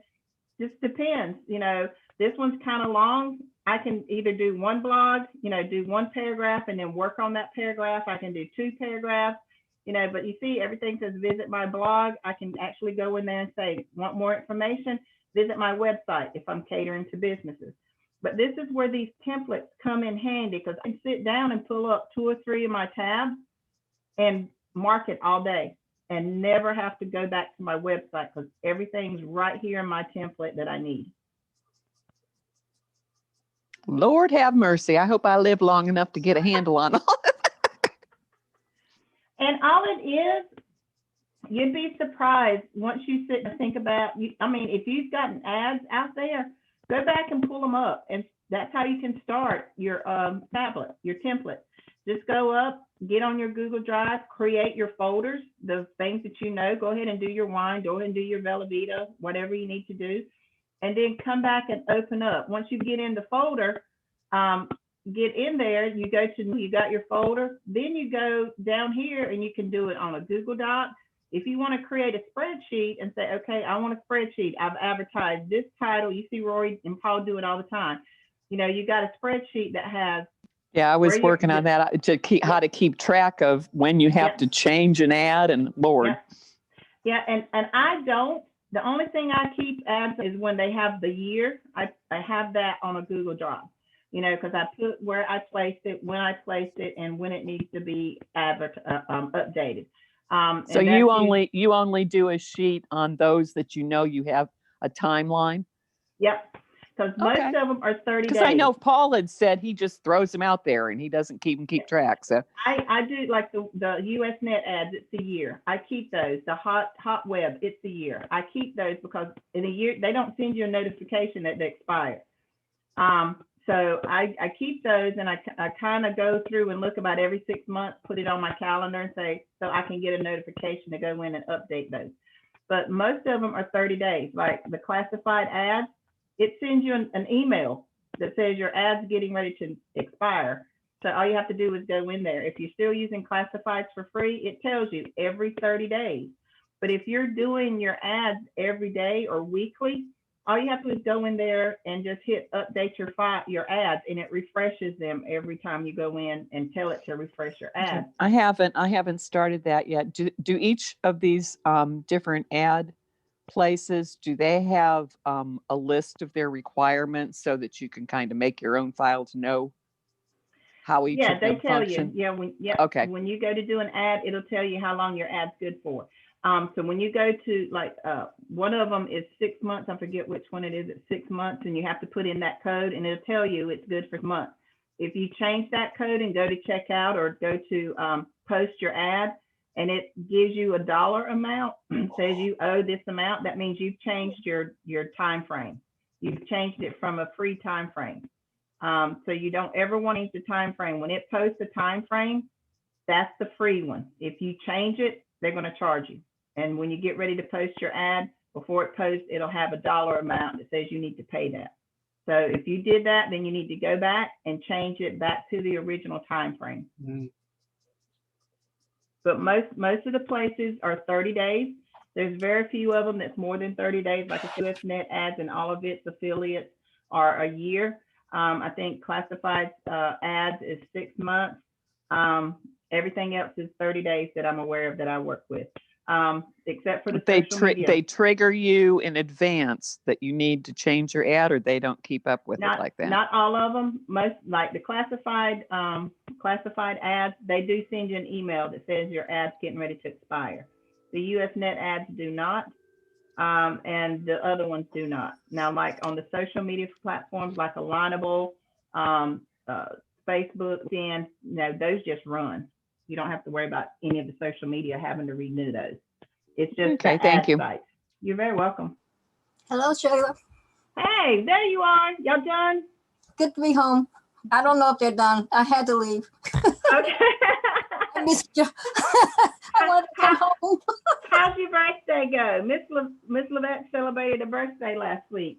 It was awesome. Lots of Happy love. birthday, Levette. Thank you so much. Thank you so much. Happy birthday to you. Oh, aren't you sweet? It was very nice. Thank you. Well, Yeah, I had to good. come home, Sheila.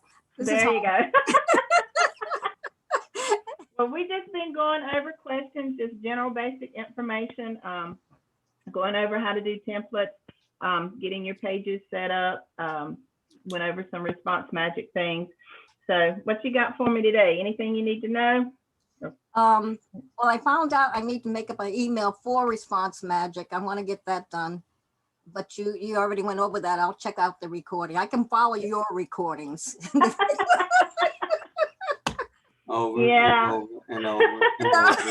I'm sorry, nothing personal, but it's just, what can I tell you? I'll follow your. I talk a little bit slower, not too much, but I talk a little slower than Paul and Rory.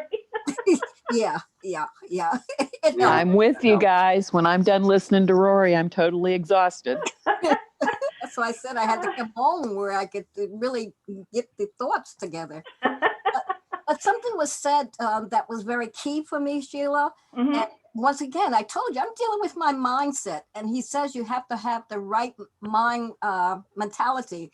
And I'm looking at my vision board, and everything on my vision board is not where I want to go or what I want to do. It's all focusing on my mind. Every one of my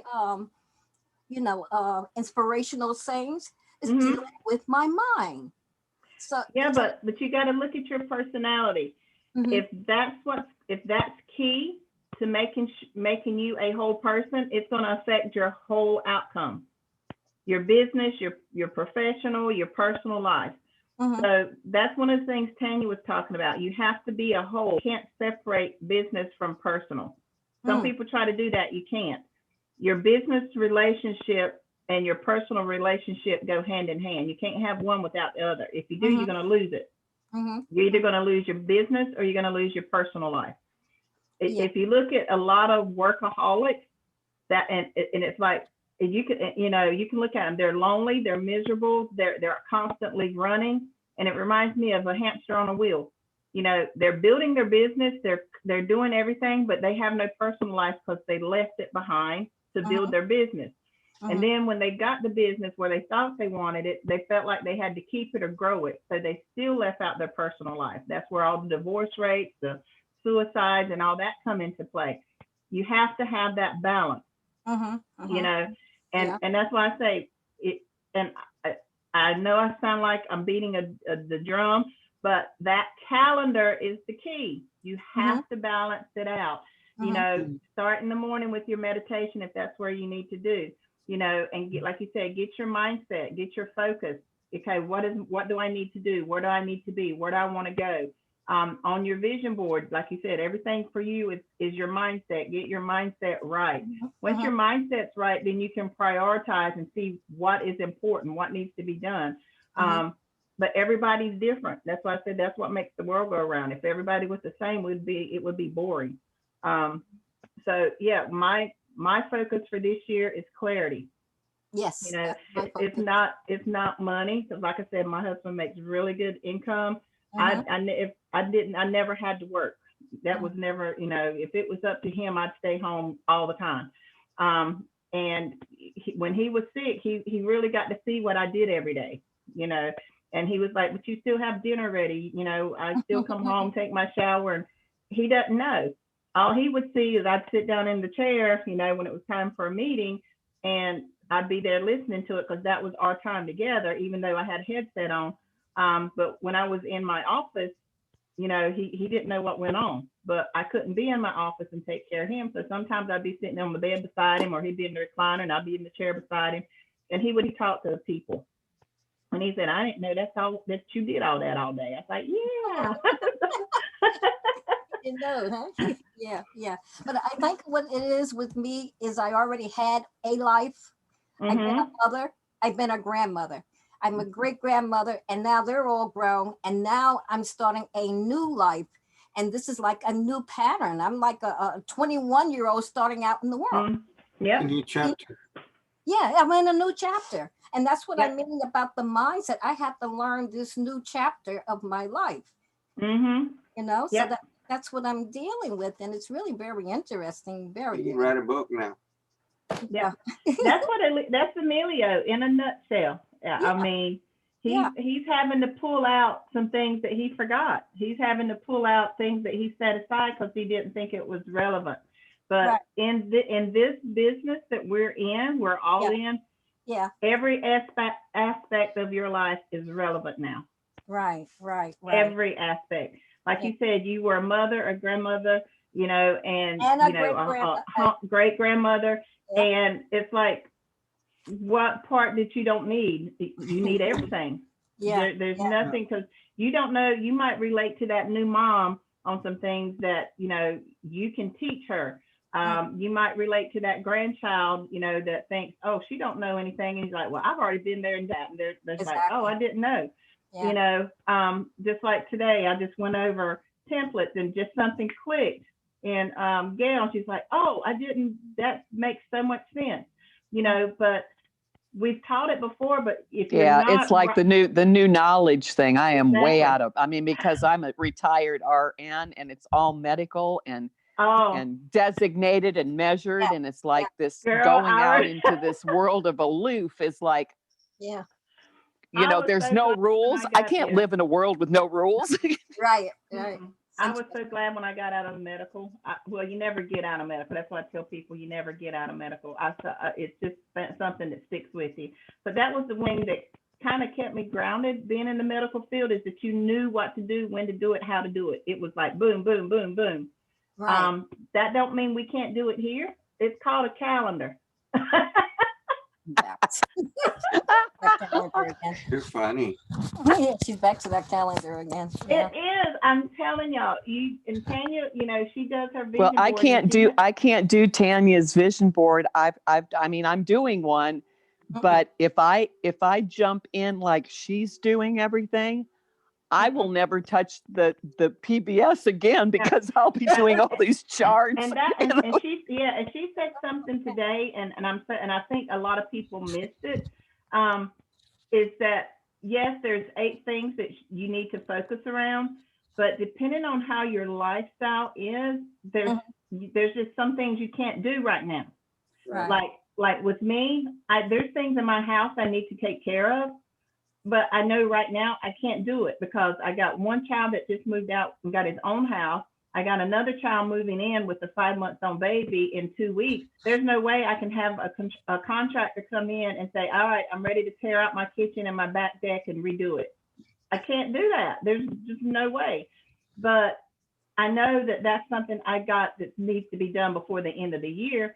So Tanya made a great statement. Okay, you got 8 things that need to be done this year that will actually encompass and enrich your life. Can't do them all 8 at one time. It's just going to be too much with some people's current situation. Find the 2 most important ones that you need to take care of now and focus on that, and break it up into quarters, break it up into sections. You know, you got 4 quarters or 3 quarters in the year, you know, break it up in the first quarter, second quarter, third quarter, however do it. I forget, my math's off. You know, maybe the first 2 months of the year, you can do this. The next 3-4 months of the year, you can do this. Do it in 6-month increments, but do something every month. If you want to break it up and say, okay, I got 6 weeks that I'm going to do this, and break your vision board up into that. Work it a little bit at a time. And then to get used to it, if you've never done one, it's going to be overwhelming. But you can break it up so that by the end of the year, you can see where you started and where you came from. You'll be at a different place. But don't do nothing. Don't find where you're like, oh, this is overwhelming, I'm not going to do anything, and you throw your hands up. Because then when it comes this time next year and you're in the same situation, and you're going to be like, man, I should have started this last year. So don't ever find yourself in that situation. Find your most relevant things that you need to work on, and that's what you build your vision board for your first 3 months. And then accomplish that. And then you say, okay, I've done that. What didn't I get accomplished in these 3 months? That's where you carry it over, and then have your next set of goals for your next 3 months. And then do an assessment on the 6 months and see which things you didn't do. And then you carry that over into your next quarter with your next set of goals. So at the end of the year, when you get finished, then you can say, oh, I've accomplished some of the stuff I needed, but this is what I still need to work on. You carry it over. But you can at least see where you're growing from month to month, from year to year, day to day. I did Does her that make outline. sense? I took her outline, but I have to fill it in with my lifestyle. He has an outline that was good, you know, different topics and different weeks. But filling it in, I had to fill it in with my lifestyle and my kind of scheduling. Because that's the way I don't live that way. I don't live the way that she's filling it out. I can't predestine the future. Each And that's one what of I us say. is different. Yeah. Everybody's different, and that's why I said. Exactly. The outline is good. You gotta Exactly. work it to how it fits your schedule. Yeah. Yeah, you got to work it according to you. You know where you want to be in 12 months from now. Only you know. And you know, and she's basically, like you said, giving you an outline on how you can map that out and plan it out.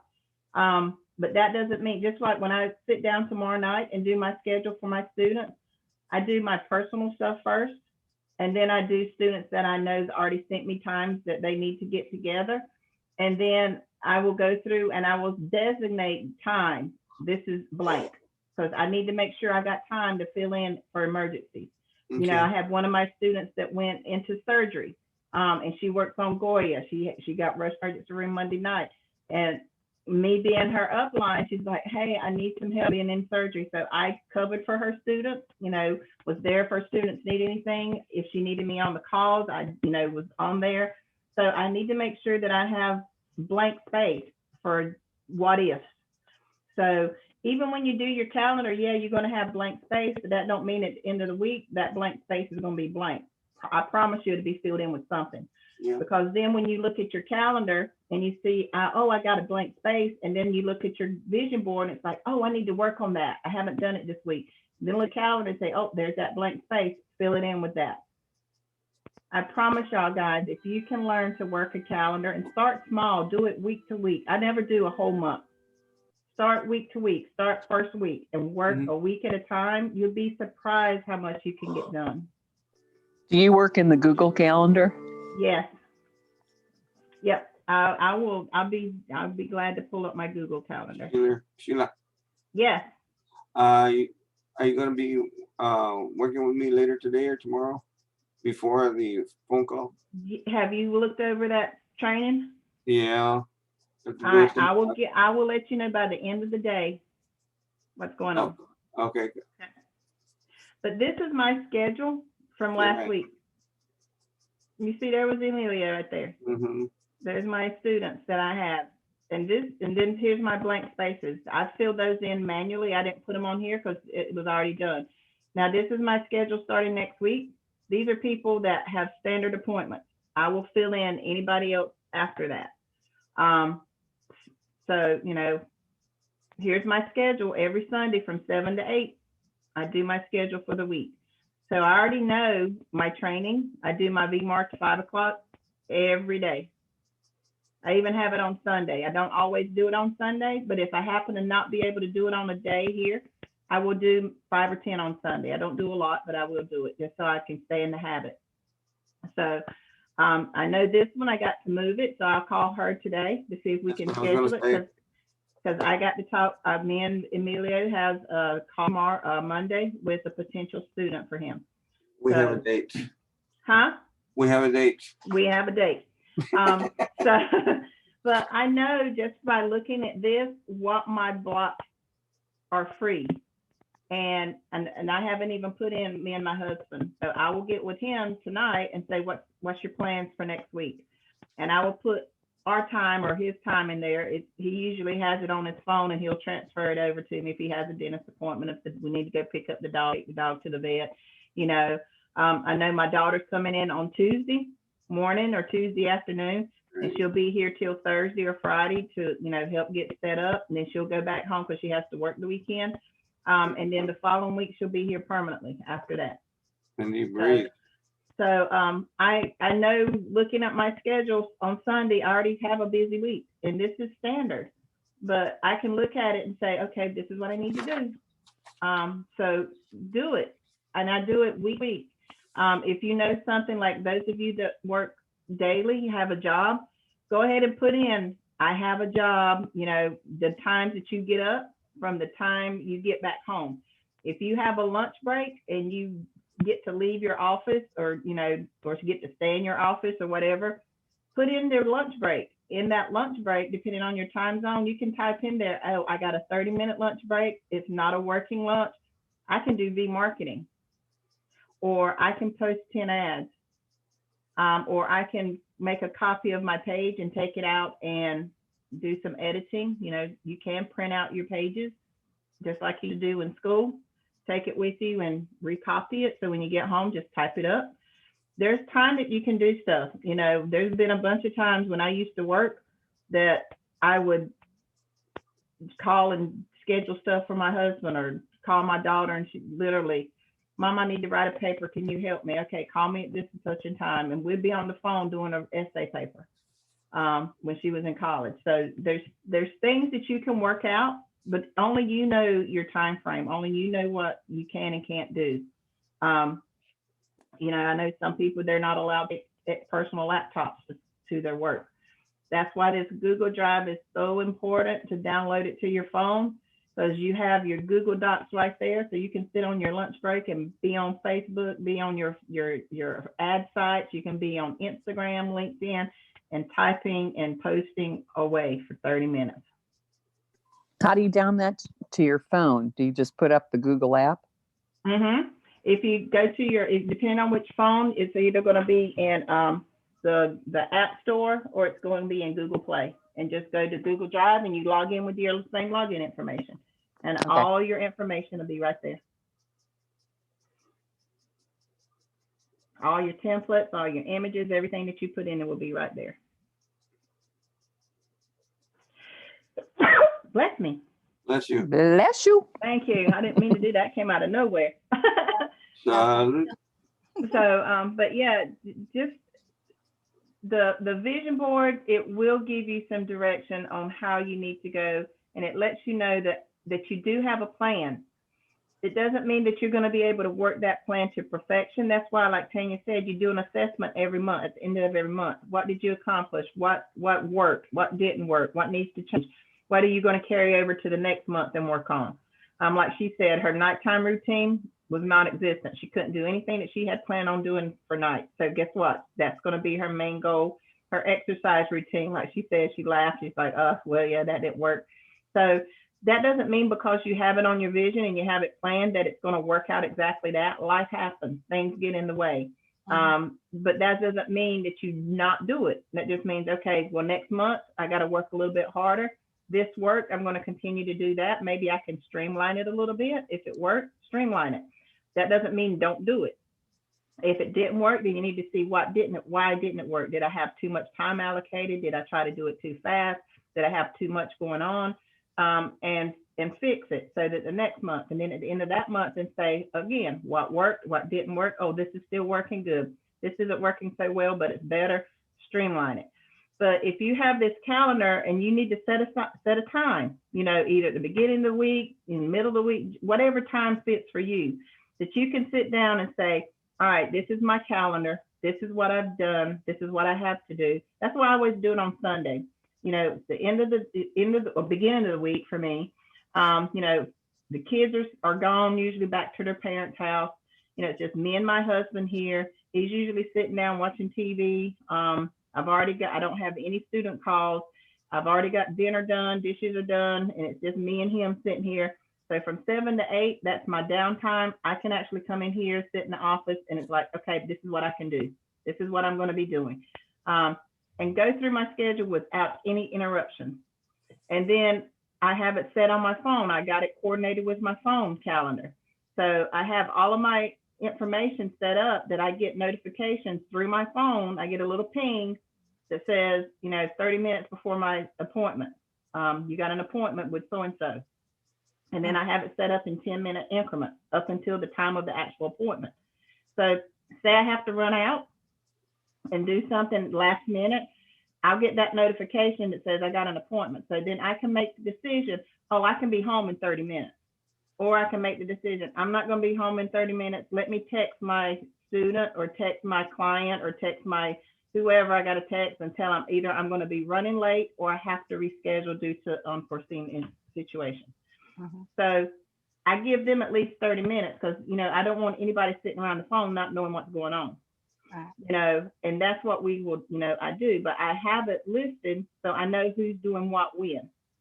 And I know y'all you hear me every week harp about the calendar, but trust me, once you get used to sitting down on a certain day and mapping out your week, like I said, not a whole month. I never do a whole month because things change too drastically in my house to do a whole month.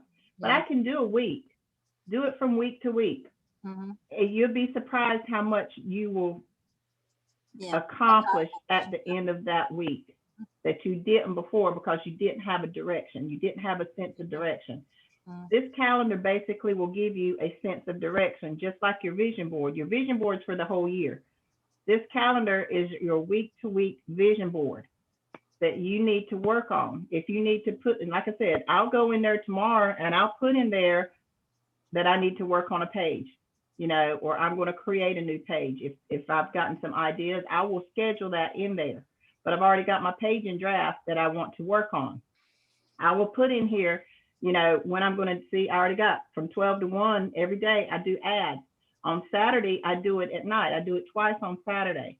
But I put in there when I'm going to work on my ads. You know, I don't put in there when I'm going to cook because I already know that's just part of it. I can cook and, you know, do other stuff at the same time.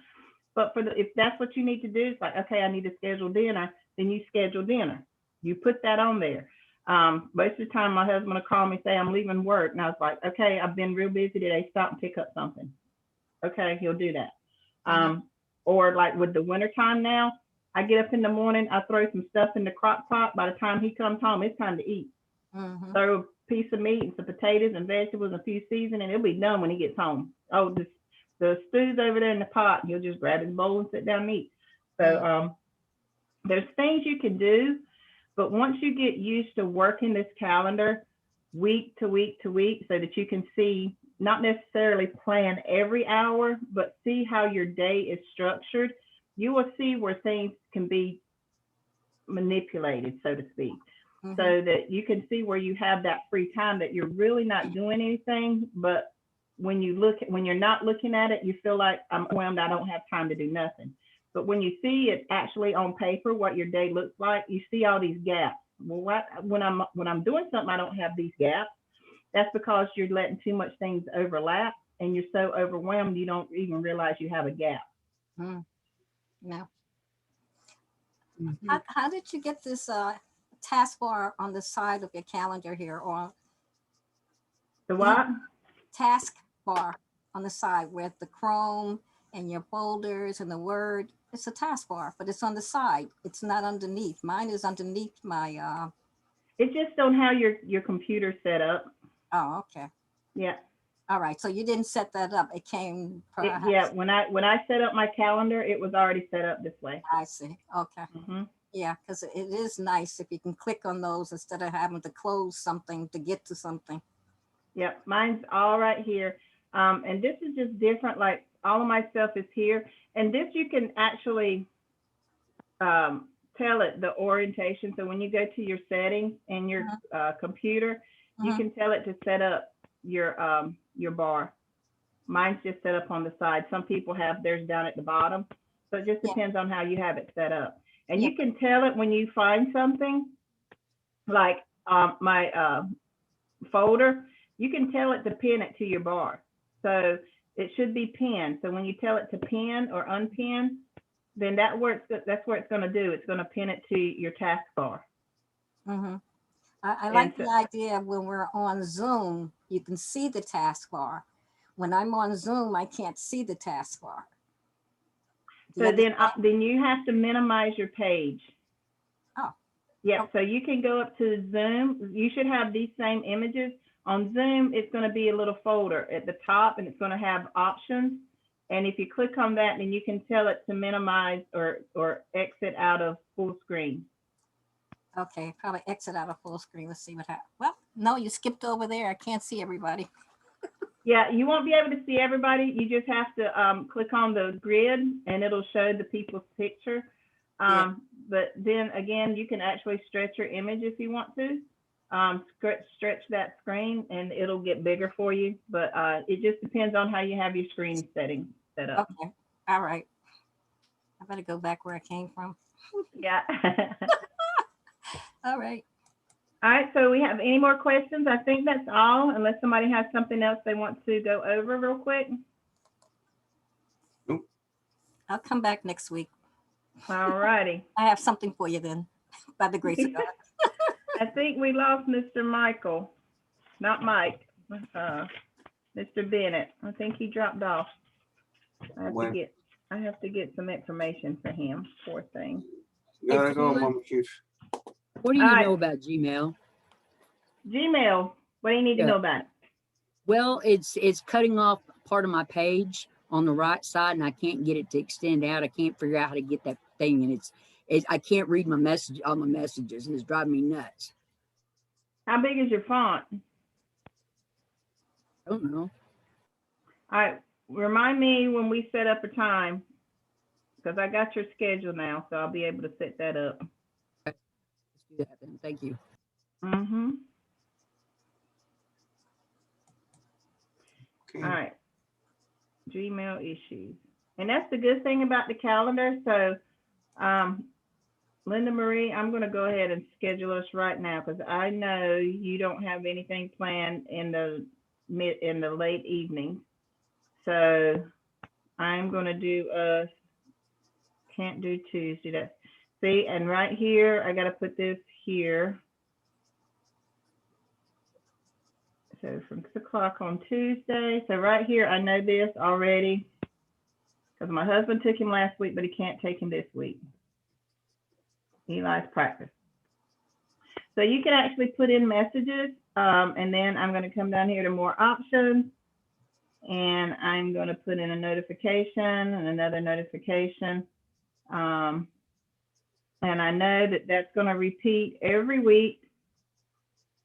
So I can go ahead and set that this is going to be a change of the time. It's going to be 8 o'clock. He has a 2-hour practice. I'm going to put on there that it repeats every Tuesday at that time. And I'm going to hit So that'll save. pop up on your phone if you've set that up on your phone? Yep. So it's automatically going to put anywhere I have my Google Calendar downloaded, it's going to update it to that. So I know Tuesdays it's from 6 to 8. If my husband can't make it, he can't. Linda Marie, we're going to meet tomorrow at 6:30. 5:30 my time. 5:30 your time. Okay. And I can put a little note in here if I want to. Gmail issues. So I know, and then I'm going to come down here, do more options. I'm going to give myself 2 notifications. And I'm not going to repeat this because next week I might have something else. So I'm just going to put save. And it automatically sets for 1 hour. If I need more than 1 hour, but she's been in it for a while, so I don't need more than 1 hour. If it's a new student, I always schedule 2 hours for a new student. So you can set your time frame. So now all of my calendars are going to update for that one thing. Emilio, he left. I'm We're here. going to do Wednesday. What are you doing Wednesday? At No, what time? we're going tomorrow, aren't we? Yeah. No. Yeah, we need to meet tomorrow to prepare for I'll Monday. have to get with you on tomorrow because you know tomorrow's Super Bowl. I can't be talking while the Super Bowl's on. No. Well, Super Bowl doesn't start until after 5:30. 5:30. So I'll let you know because I got to get all the goodies ready. Yeah, it's not gonna Like work. 1 or 2 in the afternoon, be just right. My time Your time. would That'll be. be noon my time. We won't be home from church by then. Oh, okay. No, So, it would be 2 or 3 for you. yeah. So let me see what my husband's gonna do because I haven't talked Okay. with him yet. And we'll get that done. Because I know I have to Um, leave around 5 to my daughters. We're all going to get together over there Yeah. for the game. So I'll get with you and we'll figure that out. But other than that, like I said, just map just try it. If you don't believe me that you will find more time than you realize, you will get more organized. Go ahead and map your day. Just do a day. Yeah. And see how it works. And then at the end of the day, see what's going on. You'll be like, oh my. I do have a question Uh-huh. on the BRT Yeah. for Monday. Mm-hmm. Am I supposed to translate some of that into Spanish? We'll go over that tomorrow. Okay. Thank you. All right, you're welcome. Yeah, she doesn't speak any English, so you're gonna have to do the whole thing in Spanish. You're just gonna have to translate in English for me what you're telling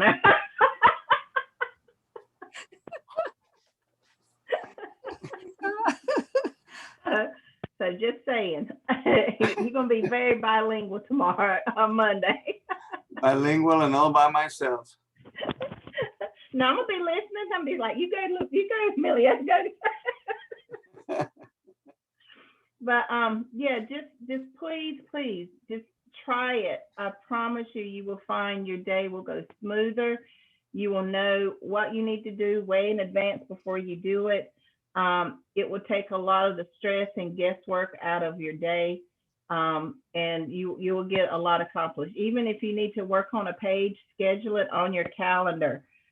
Put in there that you're going to do the first hour, say I'm going to do from 6 to 7 and work on this page, and specify the page and work on it for that amount of time. Put in your V marketing, when you're going to do your V marketing. If you're working Goya boards or working one-on-one boards, schedule when you're going to work them. Put everything in there that you can schedule, everything that you're doing. If you already know a block of time that you got to do something, put it in there so you know what you can work around. You won't need to be, stressing, God, I got to do this. When am I going to have? By looking at your calendar, you will see where your blank spots are. And you'll be a little bit more organized. You will get a lot done. Okay, Mama Chief. Okay. Hey, Ladybug. If Hey, anybody's, Pat, how are you? if anybody's interested in the Spanish classes, I'm available at 6 o'clock in the morning. You're going to have to teach me if I'm going to have to sit in, if I'm sitting in on your BRT. I need to know what you're saying. That's gonna be something. I mean, my Spanish is un poquito. Muy poquito. No. Really? I thought it was muy bien, very little. No, bullion means good. Emilio, I need to hook you up with my student who speaks Spanish, and either he doesn't understand my English because he's not doing what I tell him to do.